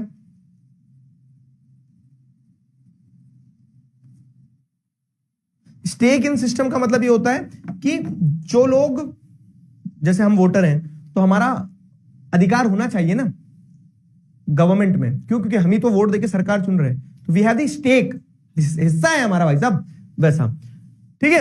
अब जैसे अगर अपन देखें यहाँ पे ये जीप बनाई गई है, जीप में क्या है, 2 स्टीयरिंग लगा दिए गए हैं। बैठे हो कभी वो मेले में जो स्टीयरिंग वाली गाड़ी बिठाते हैं, उसमें आप घुमाते रहो स्टीयरिंग, लेकिन आपको घुमाने से कुछ नहीं होगा, कंट्रोल कहीं और ही रहता है। तो लेकिन इस गाड़ी में अगर कंट्रोल आपके हाथ में ही और आप गाड़ी चला रहे हो और मौका है घुमा दी आपने गाड़ी, मौका आया गाड़ी घुमा दी, इधर वाले ने अगर इधर घुमाई और इधर वाले ने इधर घुमाई, तो जैसे जिप खुलती ना हुडी की, वैसे जिप खुलती चली जाएगी कार की। तो पावर शेयरिंग क्यों डिजायरेबल है, उसके कंटेक्स्ट में यहाँ पे बताया गया है कि ये जर्मनी की टू राइवल पार्टीज थी, मतलब 2 अलग अलग सरकारें। जर्मनी में क्या है ना, ऐसी सरकार बनती थी, ये कार्टून ये दर्शाना चाह रहा है कि जर्मनी में बनती थी, आपने 9th में भी पढ़ के आए हो क्या, जर्मनी में प्रोपोर्शनेट गवर्नमेंट बनती थी कि जैसे मान लो कि ए पार्टी के मिनिस्टर को अगर 40% वोट मिले और बी पार्टी के मिनिस्टर को 60% वोट मिले, तो 40% मिनिस्टर इनके रहेंगे, 60% मिनिस्टर इनके रहेंगे, और बोलेंगे अब चलाओ सरकार जरा। दोनों दुश्मनों को क्या कर दिया, मतलब वही है कि इन्होंने ओपोनेंट्स को एक ही क्लास में बैठा दिया, एक ही बेंच पे बैठा दिया एक साथ। टीचर्स नहीं होते थे कि ओपोनेंट्स जो है तो एक साथ बैठ जाए एक ही जगह पे, तो वो ओपोनेंट्स को एक साथ बैठा दिया, ठीक है, और बोल दिया कि अब सरकार चलाओ। तो ये बड़ी दिक्कत होगी। कैसे? क्यों? क्योंकि 2 डिफरेंट राइवल पार्टीज के बीच में अगर आप पावर शेयर करोगे और दोनों को बोल दो कि सरकार चलाओ, और दोनों डिफरेंट पोल्स है, अगर दोनों अलग अलग डायरेक्शन में जाएंगे, तो दिस में क्रिएट प्रॉब्लम, ठीक है। इस कारण से दिक्कतें हो सकती है, और वही दिक्कत यहाँ पे बताई गई है, ठीक है, वही दिक्कत यहाँ पे बताई गई इस कार्टून में। क्लियर हुआ? जय बाहुबली। अब पावर शेयरिंग क्यों डिजायरेबल ये समझ लिया अपन ने। उसके बाद अगर आगे बढ़े तो अगला टॉपिक है read the arguments given in the favour of power sharing and choose the correct option. It reduces the likelihood of bias, power share करने से barricades the decision making process, accommodates diversity, increases the participation of people in power. क्या लगता है तुम्हें इसमें क्या क्या सही होंगे, बताओ जल्दी बताओ। स्कूल से घर पहुंचने में 5-15 हो जाती है, कोई सोल्यूशन दो। मॉरल नहीं समझ में आया, एक बार मॉरल फिर बता देता हूं। देखो मॉरल में है ना, सिंपल चीज है कि पावर शेयरिंग जो है इसलिए जरूरी है क्योंकि अगर आप डेमोक्रेसी की बात करो तो power sharing is the very spirit of democracy. जैसे मैं अगर बोल रहा हूं कि मैं एक अच्छा व्यक्ति हूं, लेकिन मैं क्या कर रहा हूं कि मैं अपने पेरेंट्स की रिस्पेक्ट नहीं करता हूं, तो फिर मैं अच्छा तो कहला ही नहीं ना, तो फिर तो मेरा अच्छा होना ही गलत हो गया, झूठ है।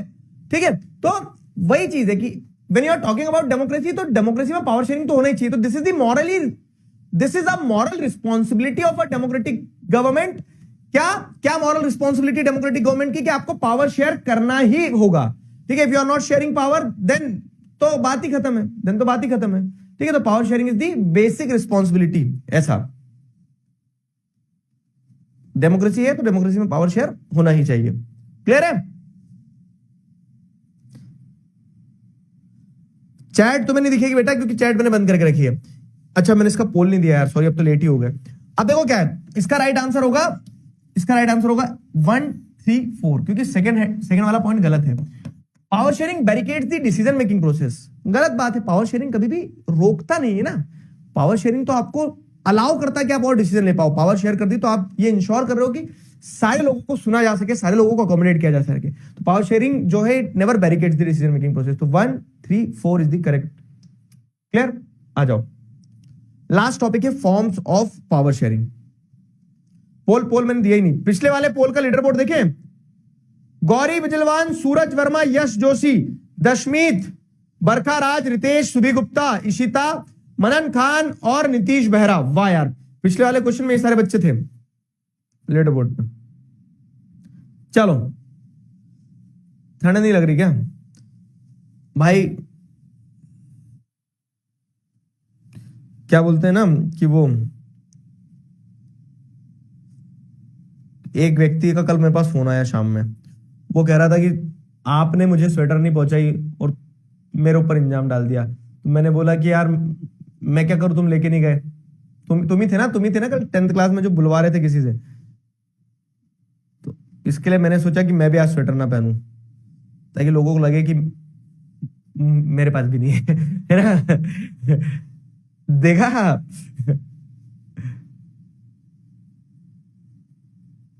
पहला ऑप्शन समझ नहीं आया था। देखो पहला ऑप्शन में क्या बताएगा बाबू, it reduces the likelihood of biasness. Yes, अगर आप पावर शेयर कर रहे हो तो मतलब ऐसा बोलते हैं ना कि पार्शियल है, टीचर के ऊपर बोलते हैं। क्यों? क्योंकि टीचर क्या करता है, एक फेवरेट बच्चा है उसको फेवर करता है। ठीक है, तो अपन बोलते हैं कि टीचर बायस्ड है। तो वैसे क्या है, अगर आप पावर शेयर कर दोगे ना, आप सबको बराबर पावर दो, तो कोई ये नहीं बोलेगा, आपके ऊपर इंजाम नहीं लगाएगा कि यार आप तो वो हो, बायस्ड हो, आप इसको फेवर कर रहे हो या उसको नहीं कर रहे हो। ठीक है, it reduces the likelihood of बायस। ठीक, चलो क्लियर हुआ? आ जाओ आगे। Among different organs of government, horizontal form of power sharing such as the executive, judiciary and legislature. ठीक है, तो among different levels of the government, among social groups and among political parties, pressure groups and movements. अब ये 4 point दिए गए हैं, अच्छे से समझना। ये 4 पॉइंट पे एक क्वेश्चन भी बनता है और 4 क्वेश्चन भी बनते हैं। बड़ा क्वेश्चन अगर अपन देखें और टॉपिक को देखें तो टॉपिक क्या है, what are the different forms of power sharing. हमने ये तो समझ लिया, क्या समझ लिया कि बेल्जियम की कहानी क्या है, श्रीलंका की कहानी क्या है। हमने ये देख लिया कि why power sharing is desirable, क्योंकि उसका एक मॉरल रीजन है, एक प्रूडेंशियल रीजन है। अपने को समझ में आया पावर शेयरिंग से चांसेस ऑफ कंफ्लिक्ट रिड्यूस हो जाएंगे, सब लोग प्यार मोहब्बत से रहेंगे। और हमें ये भी समझ में आ गया कि जब पावर शेयर कर दोगे तो थिंग्स विल गो गुड। ठीक है, चीजें सही चलती रहेगी, बढ़िया चलती रहेगी, क्योंकि अगर आप डेमोक्रेसी हो तो power sharing is very spirit of democracy. ये सब कुछ आपने समझ लिया। अब अगर आगे बढ़े अपन किस चीज पे, what are the different forms of power sharing, इस टॉपिक पे कि पावर शेयरिंग किस किस तरह से की जाती है। What are the different forms of power sharing, अलग अलग तरीके क्या है पावर शेयरिंग के।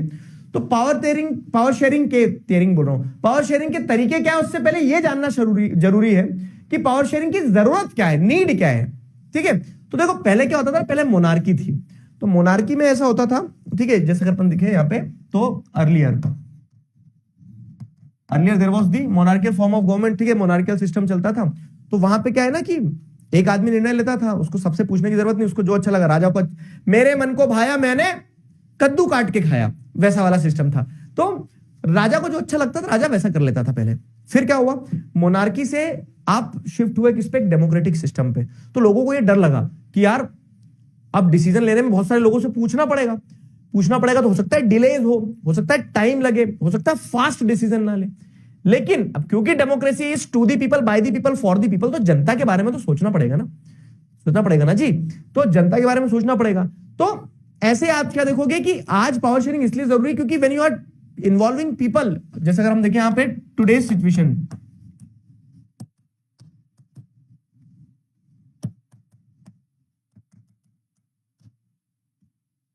अगर आज की सिचुएशन को समझे तो इट इज वेरी एसेंशियल, क्या आज की सिचुएशन को समझे तो ये बहुत एसेंशियल हो गया, बहुत इंपॉर्टेंट हो गया कि हमें लोगों को तो इन्वॉल्व करना ही पड़ेगा ना, लोगों को तो हमें इन्वॉल्व करना ही पड़ेगा। Democracy is all about to the people, by the people, for the people. तो इसीलिए पावर शेयरिंग एसेंशियल है, क्योंकि पहले काम चल जाता था, क्योंकि पहले मोनार्की थी, वो राजा किसी के लिए आंसरेबल नहीं होता, लेकिन क्योंकि आज डेमोक्रेटिक सिस्टम है तो डेमोक्रेटिक सिस्टम में आपको लोग है तो लोगों को पावर देना ही पड़ेगी। अब लोगों को पावर आप अलग अलग तरह से देते हैं, तो वो 4 फॉर्म ऑफ पावर शेयरिंग यहां पे बताया गया है आपको। पहला फॉर्म ऑफ पावर शेयरिंग जो है, power is shared among different organs of the government. दूसरा फॉर्म ऑफ पावर शेयरिंग आपको बताया गया है क्या, कि power is shared at different levels of the government. तीसरा फॉर्म ऑफ पावर शेयरिंग आपको दिया गया है यहां पे कि power is shared among different social groups. और चौथा फॉर्म ऑफ पावर शेयरिंग आपको दिया गया है, क्या है, चौथा फॉर्म ऑफ पावर शेयरिंग दिया गया है, power is shared among different political parties. अलग अलग पॉलिटिकल पार्टीज, प्रेशर ग्रुप्स और मूवमेंट्स के बीच में पावर शेयर होती है, ठीक है। ये 4 फॉर्म ऑफ पावर शेयरिंग के बारे में यहां पे बताया गया है। क्लियर है? अब ये चारों फॉर्म ऑफ पावर शेयरिंग समझेंगे अपन। 5 वाली क्लास में थोड़ा दिक्कत है सर, जो बच्चे स्कूल सेकंड टाइम में आते उनके लिए, ठीक है। यहां तक समझ में आया? तो अब मैं तुम्हें जो बता रहा हूं ना कि एक क्वेश्चन एग्जाम में बड़ा क्वेश्चन आता है कि what are the different forms of power sharing, तो 1 2 3 4 ऐसा आंसर लिख दो, नंबर कट जाए तो मूछे कटवा देना मेरी, ठीक है। लेकिन एक क्वेश्चन ऐसा भी आएगा एग्जाम में, what are the how power is shared among different organs of the government. अलग अलग ऑर्गन्स ऑफ द गवर्नमेंट में पावर कैसे शेयर होती है। तो अब ऑर्गन्स ऑफ द गवर्नमेंट क्या है, लंग, किडनी, हार्ट? नहीं, ऑर्गन्स ऑफ द गवर्नमेंट सरकार क्या है, मोदी जी नहीं है सरकार। सरकार जो होती है पूरा का पूरा इंफ्रास्ट्रक्चर है ना। कैसे, तो सरकार में कुछ लोग होंगे लॉ बनाने वाले, कुछ लोग होंगे लॉ को एग्जीक्यूट करने वाले, कुछ लोग सरकार में आपको देखने मिलता है जैसे जजेस होते हैं जो कानून की रक्षा करते हैं, जुडिशरी होती है। तो अगर हम बात करें what are the different forms of power sharing, तो पहला फॉर्म ऑफ पावर शेयरिंग है among different organs of the government. जो अलग अलग ऑर्गन्स है सरकार के, वो एक ऑर्गन्स ऑफ द गवर्नमेंट वाला टॉपिक वो आ गया। तो ऑर्गन्स ऑफ द गवर्नमेंट आपको क्या देखने मिलता है कि पावर शेयर होती है, एक होती है horizontal form of power sharing, ठीक है। हॉरिजॉन्टल मतलब ये वर्टिकल होता है, एक होता है horizontal form of power sharing जिसमें अलग अलग ऑर्गन क्या है, जैसे एग्जीक्यूटिव, जुडिशरी एंड लेजिस्लेचर। तो एग्जीक्यूटिव, जुडिशरी और लेजिस्लेचर के बीच में पावर को आप शेयर कर रहे हैं, वो horizontal form of power sharing कहलाता है, ठीक है। इससे क्या होता है ना कि एग्जीक्यूटिव्स में जैसे कौन आ गए, प्राइम मिनिस्टर वगैरह सब आ गए। लेजिस्लेचर्स में कौन आ गए, मेंबर ऑफ पार्लियामेंट वगैरह, एमपीज वगैरह आ गए लेजिस्लेचर में। जुडिशरी में जजेस वगैरह आ गए। तो ये तीनों लोग हैं, तीनों लोगों के अलग अलग काम है। अब आपने अलग अलग काम दे दिया, मतलब आपने पावर को शेयर कर दिया। मतलब कोई भी एक ऑर्गन ऑफ गवर्नमेंट बड़ा या आगे नहीं है, सारे organ of government at the same level placed है, ठीक है। Executive, judiciary and legislature. बस क्या है ना कि इनके काम को आपने बांट दिया। You have shared there works, you have shared there powers. Executives will execute the laws, legislature will make the laws, judiciary will uphold the laws। कानून सही चल रहा है या नहीं चल रहा है। तो ऐसे एग्जीक्यूटिव, लेजिस्लेचर और जुडिशरी, ये 3 ऑर्गन्स हैं। अब ये 3 ऑर्गन्स में जब आप हॉरिजॉन्टल लेवल पे पावर शेयरिंग करते हो तो this is called horizontal form of power sharing, and this ensures that no one organ has unlimited power, ठीक है। ये इंश्योर करता है कि कोई भी एक लेवल ऑफ गवर्नमेंट के पास में अनलिमिटेड पावर ना हो, ठीक है। किसी भी एक लेवल ऑफ गवर्नमेंट के पास में अनलिमिटेड पावर ना हो। All the level of government जो है वो सारे लेवल ऑफ गवर्नमेंट जो है इक्वल पावर एंजॉय करें। चेक्स एंड बैलेंस का सिस्टम बनता है कि अगर मान लो लेजिस्लेचर ज्यादा आगे बढ़ रहा है तो जुडिशरी थांबा, ठीक है। जुडिशरी क्या करती है, लेजिस्लेचर पे चेक लगाती है कि तुम सही कानून बनाओ, कुछ भी ना बना दो। एग्जीक्यूटिव अगर मान लो कि हवा में उड़ रहे हैं तो लेजिस्लेचर ये बोल सकते ठीक है, कि बनाओ तेरे लिए कानून, हवा में उड़ रहा है ज्यादा, ठीक है। तो इस तरह से क्या होता है ना कि एक ऑर्गन दूसरे ऑर्गन को चेक करता है और बैलेंस ऑफ पावर बना रहता है। तो एक फॉर्म ऑफ पावर शेयरिंग तो ये है कि आप डिफरेंट ऑर्गन्स ऑफ गवर्नमेंट में पावर शेयर कर रहे हो। समझ में आया? सर नॉन अटेंडिंग स्टूडेंट्स के लिए भी एक दिन क्लास करो ना प्लीज। है ये क्या चल रहा है? क्लियर हुआ? कल फील्डिंग सेट है सर, पीटीएम है। क्लियर हुआ? बताओ। चलो, कौन से ऑर्गन में ज्यादा पावर होती है? बाइसेप्स में नहीं। कौन से ऑर्गन में ज्यादा पावर होती है? इसका मतलब यह है कि तीनों ही ऑर्गन ऑफ गवर्नमेंट जो है ना वो इक्वल लेवल पे है, कोई भी आगे या पीछे नहीं। All the three levels of government are having equal power. तो एग्जीक्यूटिव, जुडिशियरी, लेजिस्लेचर तीनों में बराबर बराबर पावर होती है, समझे? वो है। अब दूसरा आता है अमंग डिफरेंट लेवल्स। लेवल्स क्या है? लेवल सबके निकलेंगे, हाँ वैसे ही। तो लेवल कैसे निकलेंगे? जैसे वो एमएलएम वाले जो रहते हैं ना कि पता नहीं कौन कौन से लेवल होते हैं, diamond level, platinum level, gold level और सिल्वर लेवल, उनके बहुत सारे लेवल होते हैं। तो वो लेवल क्या है? लेवल ये दर्शाता है कि एक हायरार्की है। Level always shows a hierarchy. तो जैसे अगर आप देखेंगे different levels of the government, तो जैसे आप देखेंगे सेंट्रल लेवल पे एक गवर्नमेंट रहती है ना, एक स्टेट लेवल पे गवर्नमेंट रहती है, एक लोकल लेवल पे गवर्नमेंट रहती है। तो ऐसे ये लेवल हो गए। तो आप क्या करते हो कि सेंट्रल लेवल को पावर देते हो कि कंट्री के लेवल पे कुछ कुछ निर्णय लेती है। स्टेट लेवल को आप पावर देते हो कि स्टेट के लेवल पे कुछ कुछ डिसीजन लेगी वो, तो स्टेट लेवल की गवर्नमेंट होगी। लोकल लेवल पे गवर्नमेंट रहती है जो अपने डिस्ट्रिक्ट और लोकल लेवल पे निर्णय लेती है। तो सेंट्रल, स्टेट और लोकल ऐसे लेवल्स ऑफ गवर्नमेंट है। ये समझ में आ गया? These are the different levels of government. तो अब इनके बीच में भी पावर शेयर हो रही है। तो ये क्या हो गया? ये अगर ये हॉरिजॉन्टल है तो ये वर्टिकल होता है ना, हॉरिजॉन्टल और वर्टिकल ऐसे समझ में आ गया। तो अब अगर हम बात करें तो vertical form of power sharing है। तो vertical form of power sharing क्या है? तो power is shared between central, state and local government bodies. This ensures federal division of power. और इसी में आपको क्या देखने को मिलता है कि जब आप central government, state government, local government सबको पावर दे रहे हो तो आप फेडरलिज्म को प्रैक्टिस कर रहे हो। अगेन अब आपके दिमाग में चमक गया होगा फेडरलिज्म क्या है। तो when power is shared between central, state and local government, this is known as federalism. Federalism पे अपने आप में एक चैप्टर है जो अपन सेकंड चैप्टर में पढ़ेंगे, है ना। सेकंड चैप्टर फेडरलिज्म ही है। तो बेसिकली ये vertical form of power sharing है जिससे आप फेडरलिज्म को इंश्योर कर रहे हो, जिससे आप ये इंश्योर कर रहे हो कि अलग अलग लेवल ऑफ गवर्नमेंट जो सबके पास पावर हो। ये second form of power sharing हो गया। अब third form of power sharing क्या है? Among different social groups. Social group मतलब क्या होता है? सोशल ग्रुप मतलब समाज के लोग, ठीक है। समाज, सोशल मतलब समाज के लोग, समाज के लोग। समाज के लोग मतलब क्या है कि ऐसा नहीं कि यादव, ब्राह्मण, राजपूत, जाट, गुर्जर वाली समाज है, नहीं। समाज मतलब सोसाइटी, सोसाइटी के लोग। तो आप जैसे देखोगे तो बेल्जियम का एग्जांपल लेते हैं कि बेल्जियम की जो सोसाइटी थी उस सोसाइटी में क्या था? बेल्जियम की सोसाइटी में फ्रेंच थे, डच थे, अलग अलग लोग थे। तो आपने फ्रेंच सोसाइटी के लोगों के लिए एक फ्रेंच कम्युनिटी गवर्नमेंट बना दी, डच सोसाइटी के लोगों के लिए एक डच कम्युनिटी गवर्नमेंट बना दी। समझ में आ रही मेरी बात? तो इससे क्या हो गया ना, आपने सोसाइटी के अलग अलग ग्रुप्स के बीच में पावर दे दी। भैया तुम्हारे लैंग्वेज, रिलीजन और एजुकेशन से जुड़े मुद्दों पे तुम निर्णय लेते रहो, ठीक है। हाँ तो तुम ही निर्णय लो, ऐसा बोल दिया कि तुम तो तुम्हारा निर्णय खुद ही लो, हमें कुछ लेना देना नहीं है वैसा। तो वही चीज यहां पे बताई गई है कि जब आप डिफरेंट डिफरेंट सोशल ग्रुप्स के बीच में पावर शेयर करो तो ये भी एक तरीका है पावर शेयरिंग का। और सोशल ग्रुप्स क्या होते हैं? तो जैसे इंडिया के कंटेक्स्ट में अगर आप देखोगे तो इंडिया में हमने क्या करा? शेड्यूल कास्ट, जो अनुसूचित जातियां हैं, तो कुछ कास्ट को हमने क्या कर दी? पावर दे दी कि भैया रिजर्वेशन दे दिया, ठीक है। शेड्यूल ट्राइब्स, अनुसूचित जनजातियां जो होती है, ठीक है। तो जो ट्राइबल्स हैं, तो ट्राइबल्स को हमने पावर दे दी कि रिजर्वेशन दे दिया इनको इतना। Schedule caste, schedule tribe, OBCs, other backward caste जो है, ठीक है, तो अन्य पिछड़ा वर्ग जो है, तो उनको अपने पावर दे दी कि भैया उनके पास में इतना रिजर्वेशन है। तो इससे क्या करा ना आपने? इससे आपने ये रिजर्वेशन क्या है? रिजर्वेशन एक तरह का एग्जांपल है कि how power is shared among different social groups.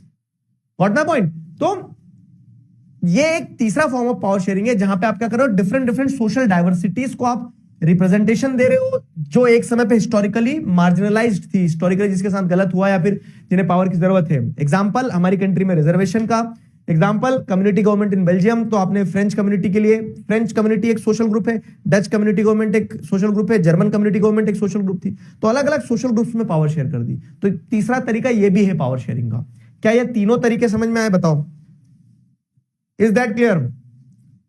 क्या ये तीनों तरीके समझ में आ गए फॉर्म्स ऑफ पावर शेयरिंग में?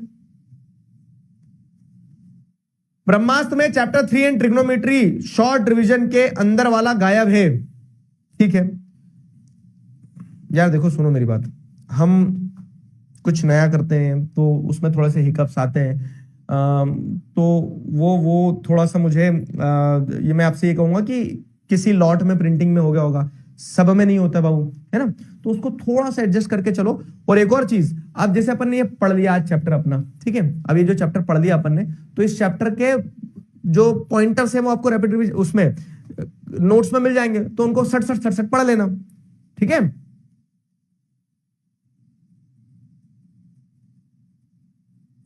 प्लीज पढ़ो सर, रैंक 1 मेरी आएगी, आईमेक तैयार रखना। शोभित सर ने बोला था तब गड़बड़ कर दी सर ने, रैंक 1 मेरी आने वाली है, देखते हैं मिलते हैं फाइनल्स में, जय Hind.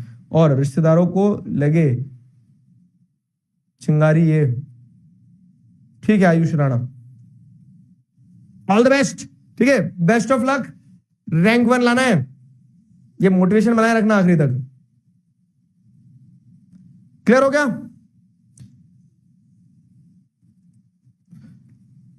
Different organs of government clear हुआ पावर शेयरिंग का, different levels of government clear हुआ पावर शेयरिंग का, vertical form of power sharing, different social groups में कम्युनिटी गवर्नमेंट और reservation in India is an example. अब अपन देखते हैं क्या कि पावर एक और तरीके से शेयर की जाती है among different political parties, pressure groups and movement.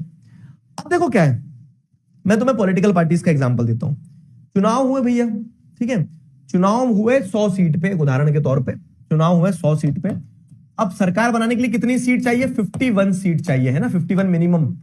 लेकिन 4-5 पार्टी लड़ी थी, तो एक पार्टी को 20 सीट मिली, एक पार्टी को 30 सीट मिली, एक पार्टी को 15 सीट मिली, एक पार्टी को क्या बोल सकते हैं, कितना बच रहा है, 35 सीट मिली। तो अब सरकार कौन बनाएगा? सरकार कौन बनाएगा? सरकार बनाना बड़ा कठिन है। तो ये 20 और 35 वाली पार्टी ने दोस्ती कर ली कि आओ हैप्पी फ्रेंडशिप डे बना ले। तो अब इन्होंने दोनों ने जब दोस्ती कर ली, तो दोस्ती करने के बाद इनकी सरकार बन जाएगी। लेकिन एक चीज ध्यान रखना, ये बोलेगा हमारी पार्टी से प्राइम मिनिस्टर बनेगा, तुम्हारी पार्टी से प्राइम मिनिस्टर बनेगा, तय कैसे करेंगे? तो ये अपने आप में पावर शेयर करते हैं, बोलते हैं कि 2 मिनिस्टर मेरे, 2 मिनिस्टर तेरे, एक प्राइम मिनिस्टर मेरा, एक डेप्यूटी प्राइम मिनिस्टर तेरा, ठीक है। तो इस तरह से प्रेम भाव से उन्होंने क्या करा, पावर बांट ली अपने बीच में। तो यहां आपको एक एग्जांपल दिया मैंने, और उस एग्जांपल से ये समझाना चाह रहा हूं मैं कि एक और तरीका है पावर शेयरिंग का, जब पावर शेयर होती है डिफरेंट डिफरेंट पॉलिटिकल पार्टीज में। क्यों? क्योंकि when a single party does not gets the majority, multiple parties come together and form the government. और इस तरह की सरकार जो बनती है, सरकार को क्या कहते हैं? कम्युनिटी गवर्नमेंट कहते हैं, ठीक है। उस तरह की सरकार को अपन कहते हैं कम्युनिटी गवर्नमेंट। तो जैसे कम्युनिटी बोल रहा हूं, सॉरी, कोलिजन गवर्नमेंट, ठीक है, उस तरह की सरकार को अपन कहते हैं कोलिजन गवर्नमेंट। तो this ensures that multiplicity of views, ठीक है, जो अलग अलग तरह के व्यूज हैं, अलग अलग तरह के ओपिनियंस है ना, मल्टीप्लिसिटी ऑफ व्यूज, तो वो मल्टीपल व्यूज को आप क्या कर पाओ, अकोमोडेट कर पाओ। मल्टीप्लिसिटी ऑफ व्यूज जो है उसको अकोमोडेट कर पाओ। ये आपको क्या दर्शाता है? ये एक एग्जांपल दर्शाता है और बताता है कि हाँ, इससे आप क्या कर सकते हो, इस जब मल्टीपल अलग अलग ओपिनियन वाले लोग जो है उनको अगर आप पावर दे दोगे, तो मल्टीप्लिसिटी ऑफ व्यूज जो है वो आप अकोमोडेट कर लिया आपने, ठीक है। तो this ensures multiplicity of views are accommodated together. तो एक ये तरीका हो गया कि आप जब अलग अलग ग्रुप्स जो हैं, वो पॉलिटिकल पार्टीज हो सकते हैं, प्रेशर ग्रुप्स हो सकते हैं, मूवमेंट्स हो सकते हैं। जैसे प्रेशर ग्रुप्स की अगर बात करूं, तो ट्रेडर्स जो हैं, तो ट्रेडर्स के पास में पावर रहती है क्या कि अगर मान लो सरकार ने कुछ लॉ लाई है ट्रेडिंग से जुड़ा हुआ, तो वो ट्रेडर्स क्या कर सकते हैं, सरकार के अगेंस्ट में प्रेशर बना सकते हैं। जिसका एग्जांपल देता हूं मैं, क्लासिकल एग्जांपल फार्मर्स प्रोटेस्ट जो था, तो सरकार ने कानून लाई कृषि से जुड़े हुए, ठीक है, एग्रीकल्चर सेक्टर से जुड़े हुए कानून लेके आई सरकार ने। तो फार्मर्स ने एक ग्रुप बनाया और फार्मर्स ने क्या किया, प्रोटेस्ट किया, एक प्रेशर बनाया सरकार के ऊपर, और सरकार को क्या करना पड़ा, फिर वो लॉज को रिपील करना पड़ा, हटाना पड़ा, ठीक है, सरकार को लॉ को हटाना पड़ा। तो ये क्या था, फार्मर्स ने एक प्रेशर ग्रुप का काम किया, ठीक है, कि जो इंटरेस्ट दर्शा रहे थे किस चीज का, फार्मर्स का। तो ऐसे इनके पास पावर होती है to influence the decision making, to influence the laws. Clear हुआ? तो चौथा फॉर्म ऑफ पावर शेयरिंग है पॉलिटिकल पार्टीज के बीच में, प्रेशर ग्रुप्स के बीच में, मूवमेंट्स के बीच में। जैसे ट्राइबल मूवमेंट्स जब चलते हैं, तो ट्राइबल्स क्या करते हैं ना कि हाँ डैम बनना चाहिए नहीं बनना चाहिए, तो ट्राइबल्स क्या करते हैं, सरकार के डिसीजन मेकिंग को इन्फ्लुएंस करते हैं, तो उनके पास ये पावर है, ठीक है, कि वो धरने पे प्रोटेस्ट पे बैठ सकते हैं, वी आर फ्री विल, ठीक है, हम सब इंडिविजुअल्स हैं, हमारे पास में राइट टू फ्रीडम है। तो अब इससे जब आप लोगों को अधिकार दोगे तो अलग अलग ओपिनियन, अलग अलग थॉट प्रोसेस वाले लोग आपके सामने आ सकते हैं और वो अपने व्यू पॉइंट को रख सकते हैं। क्लियर है? ठीक है। और एक और चीज बता रहा हूं मैं तुम्हें, आज मैं वही देख रहा था, एक लिस्ट देख रहा था, जिन बच्चों ने बैच में एनरोल किया 16 तारीख को, लेकिन उन्होंने अभी तक क्या किया, 16 तारीख को एनरोल करने के बाद भी अभी तक उन्होंने अपना एड्रेस वाला फॉर्म जो पॉपअप होता है वो नहीं भरा था। एड्रेस भर रहे हैं कल और फिर चिल्ला रहे हैं ब्रह्मास्त्र क्यों नहीं आया। तो आपको एड्रेस भी तो फिल करना है ना टाइम से। 100 बच्चे ऐसे थे जिन्होंने एड्रेस बाद में फिल किया, बैच में एनरोल कर लिया और एड्रेस बाद में फिल किया। ठीक है, तो ये 4 फॉर्म्स ऑफ पावर शेयरिंग थी। जैसे ये इमेज जो है, तो real democracy requires power sharing, when power gets concentrated in one person और ऑफिस, डेमोक्रेसी बिकम्स हॉलो। यहां पे ये बताया गया है, जैसे पुतिन जो है रशिया के जो प्रेसिडेंट है आज भी है, ठीक है, तो we got keep the reins tied Vladimir, ठीक है, तो ये, और ये जॉर्ज बुश है, ये अमेरिका के हैं, और ये घोड़ा जो है डेमोक्रेसी है। तो रेन्स मतलब वो जो ये रहती ना, क्या बोलते हैं इसको, जो हाथ में पकड़ के रखते हैं, घोड़े की नाल नहीं, घोड़े की नाल नहीं है, ठीक है, तो ये जो भी है रस्सी है ना, तो ये क्या बोल रहे हैं, we got keep the reins tight Vladimir, कि बोल रहे हैं कि डेमोक्रेसी हो या रशिया में से डेमोक्रेसी नहीं है, तो पावर को अपने पास में रखना होगी। लेकिन आपको ये चीज समझना होगी क्या, कि पावर को जब अगर आप शेयर नहीं करोगे तो डेमोक्रेसी में अगर पावर एक पर्सन एक ऑफिस में अगर वो हो गई है कंसंट्रेट, तो डेमोक्रेसी खोखली हो जाएगी। क्यों? रिलेट करो, मॉरल रीजन क्या है कि power sharing is the spirit of democracy. अगर आप पावर शेयर नहीं करोगे तो फिर तो डेमोक्रेसी नहीं कहलाएगी ना, ऐसा वो चीज बताई जा रही है। ठीक है, आ जाओ एक क्वेश्चन का आंसर दो। Which of the following is an example of horizontal form of power sharing? ये क्वेश्चन बार बार आया है, देख लो 2024 का क्वेश्चन बता रहा हूं मैं आपको, रिपीट पे आता है, शब्द बदल जाएंगे, सवाल बहरूपिया होता है लेकिन क्वेश्चन आते हैं। Horizontal form of power sharing क्या है? When power is shared among different,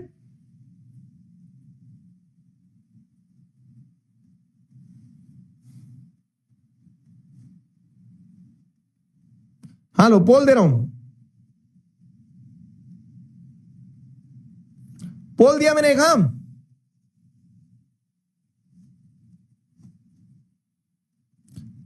लगाम कहते हैं। बस हो ही गया बेटा, इसके बाद होमवर्क क्वेश्चन दे रहा हूं मैं तुम्हें। अब देखो होमवर्क क्वेश्चंस ऐसे दूंगा कि चैप्टर रिवाइज हो जाएगा तुम्हारा, और तुम्हें लिखना है। देखो ईमानदारी से होमवर्क क्वेश्चन मिलेंगे और होमवर्क क्वेश्चन को लिखते चलना। आंसर मैं दूंगा तुम्हें अगले दिन, लेकिन तुम्हें होमवर्क क्वेश्चन लिखते चलना है ईमानदारी से।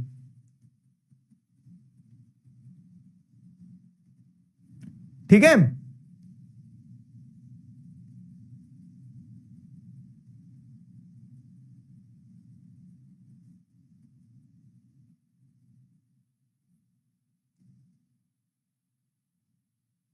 क्वेश्चन पिक्चर बेस्ड क्वेश्चंस आते हैं बेटा, ठीक है, पिक्चर बेस्ड क्वेश्चंस आते हैं, तो उसके लिए प्रिपेयर्ड, इसीलिए मैं कुछ पिक्चर्स उठा के डिस्कस करते चल रहा हूं कि तुम थोड़ा आइडिया लग जाए।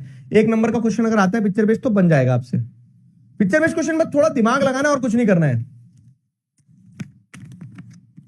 चैप्टर के कंटेक्स्ट से जोड़ना है उसको और बन जाएगा वो। ठीक है,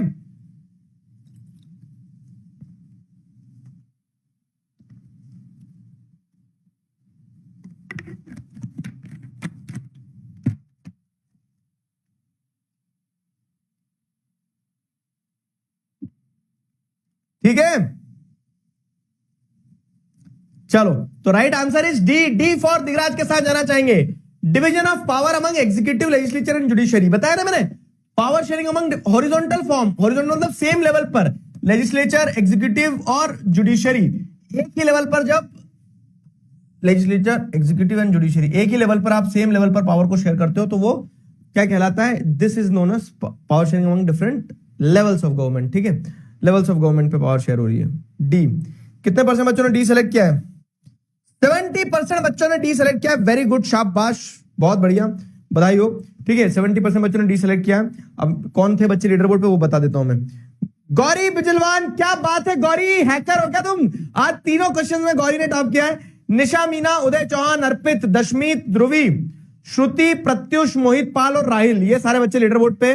अगर आज की क्लास का लीडर बोर्ड वीडियो वाइज अगर मैं जनरेट करूं तो रैंक वाइज जो आया है, तो रैंक वाइज ये आया है, देख लो रैंक वाइज।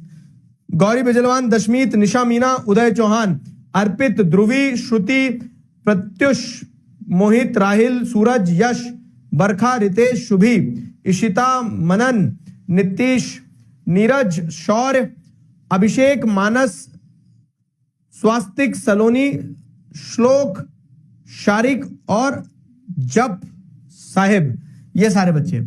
अब देखो इस चैप्टर में अपन ने क्या क्या पढ़ा। एथनिक पढ़ा था। एथनिक मतलब एक social division based on shared culture. Common culture वाले लोगों का एक एथनिक ग्रुप होता है, ठीक है। तो usually people belonging to the same ethnic group believed in their common descendant, की कुछ कॉमन रहा होगा उनके बीच में, कॉमन पूर्वज रहे होंगे या फिर जो भी, ठीक है। सिमिलैरिटीज आपको फिजिकल और टाइप ऑफ कल्चर में फिजिकलिटीज मिल जाएगी। जैसे आप देखोगे ना चाइना के लोग हैं तो उनके फिजिकल कल्चर एक जैसे हैं, छोटी छोटी आंखें सब कुछ ऐसा, ठीक है। अफ्रीका के लोग हैं तो उनका फिजिकल स्ट्रक्चर एक जैसा है, बड़ी हाइट, करली करली बाल है, वहीं कहीं गोल गोल घूम गए, डार्क स्किन, बड़े बड़े होठ, वैसा। तो ये एथनिक हो गया। मेजोरिटेरियनिज्म एक बिलीफ जहां पे मेजोरिटी कम्युनिटी रूल कर रही है, ठीक है, whichever way it wants और disregarding the wishes of minority. Coalition government, जब एक सिंगल पार्टी को मेजोरिटी नहीं मिलती है तो मल्टीपल पार्टीज एक साथ आके सरकार बनाती है। अपन ने अभी पढ़ा fourth form of power sharing में। सिविल वॉर, देश के अंदर लोग लड़ रहे हैं, वो सिविल वॉर होता है, ठीक है। ये हो गया। उसके बाद आगे बढ़े। अकोमोडेशन मतलब आप क्या कर रहे हो, आप गवर्नमेंट सिस्टम ऐसा है कि वो सारी कम्युनिटीज को इंक्लूड कर रहा है, अकोमोडेट कर रहा है, वो अकोमोडेशन हो जाता है। प्रुडेंशियल मतलब वो रीजन जो कि क्या है, जो कि केयरफुल थिंकिंग, प्रैक्टिकल बेनिफिट, समझदारी भरा कैलकुलेटेड तरीके से लिया जा रहा है, वो प्रुडेंशियल है। Community government is an elected body that people belonging to one language or one culture or any one common property no matter where they live, ठीक है। तो जब एक कल्चर, एक लैंग्वेज या एक कॉमन प्रॉपर्टी के हिसाब से जब सरकार बना रहे हो तो वो कम्युनिटी गवर्नमेंट कहलाएगी। प्रेशर ग्रुप्स क्या है? Pressure groups are those groups and organisation that attempt to influence the policies, जो प्रेशर क्रिएट कर सकते हैं डिसीजन मेकिंग बॉडीज के ऊपर, जैसे गवर्नमेंट के ऊपर, ठीक है। जैसे ट्रेड यूनियन हो गया, ट्रेडर्स का प्रेशर ग्रुप। क्लियर है? ये कीवर्ड्स थे इस चैप्टर के।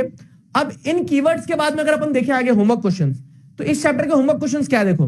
तो describe the ethnic composition of Sri Lanka. मैंने आपको क्या बताया, चैप्टर रिकॉल करवा रहे हैं। एक ये एथनिक कंपोजिशन श्रीलंका का और एक एथनिक कंपोजिशन बेल्जियम का। तो स्टोरी में दो कहानियां हैं।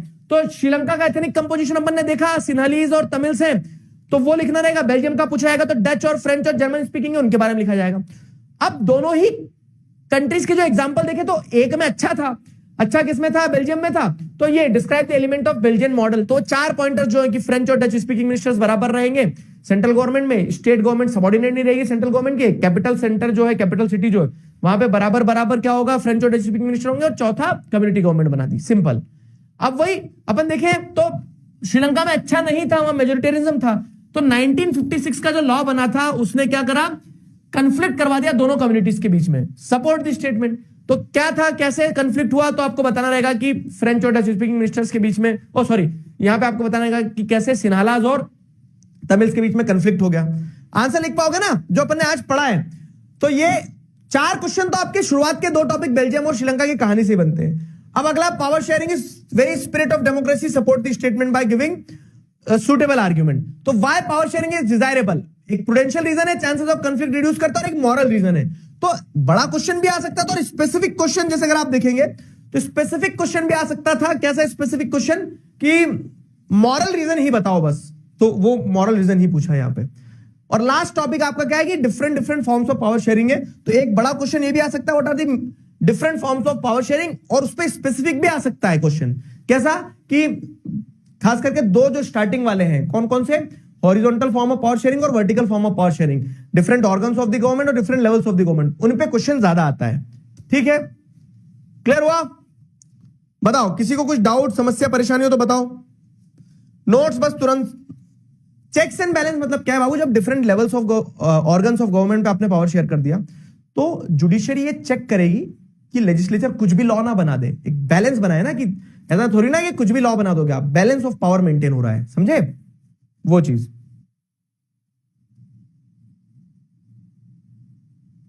ये सीबीएसई वाले क्वेश्चन है जो मैंने लिखे हैं ना, 2025 में आए हैं, जैसे ये ताजे ताजे क्वेश्चन ऐसा। क्लियर हुआ?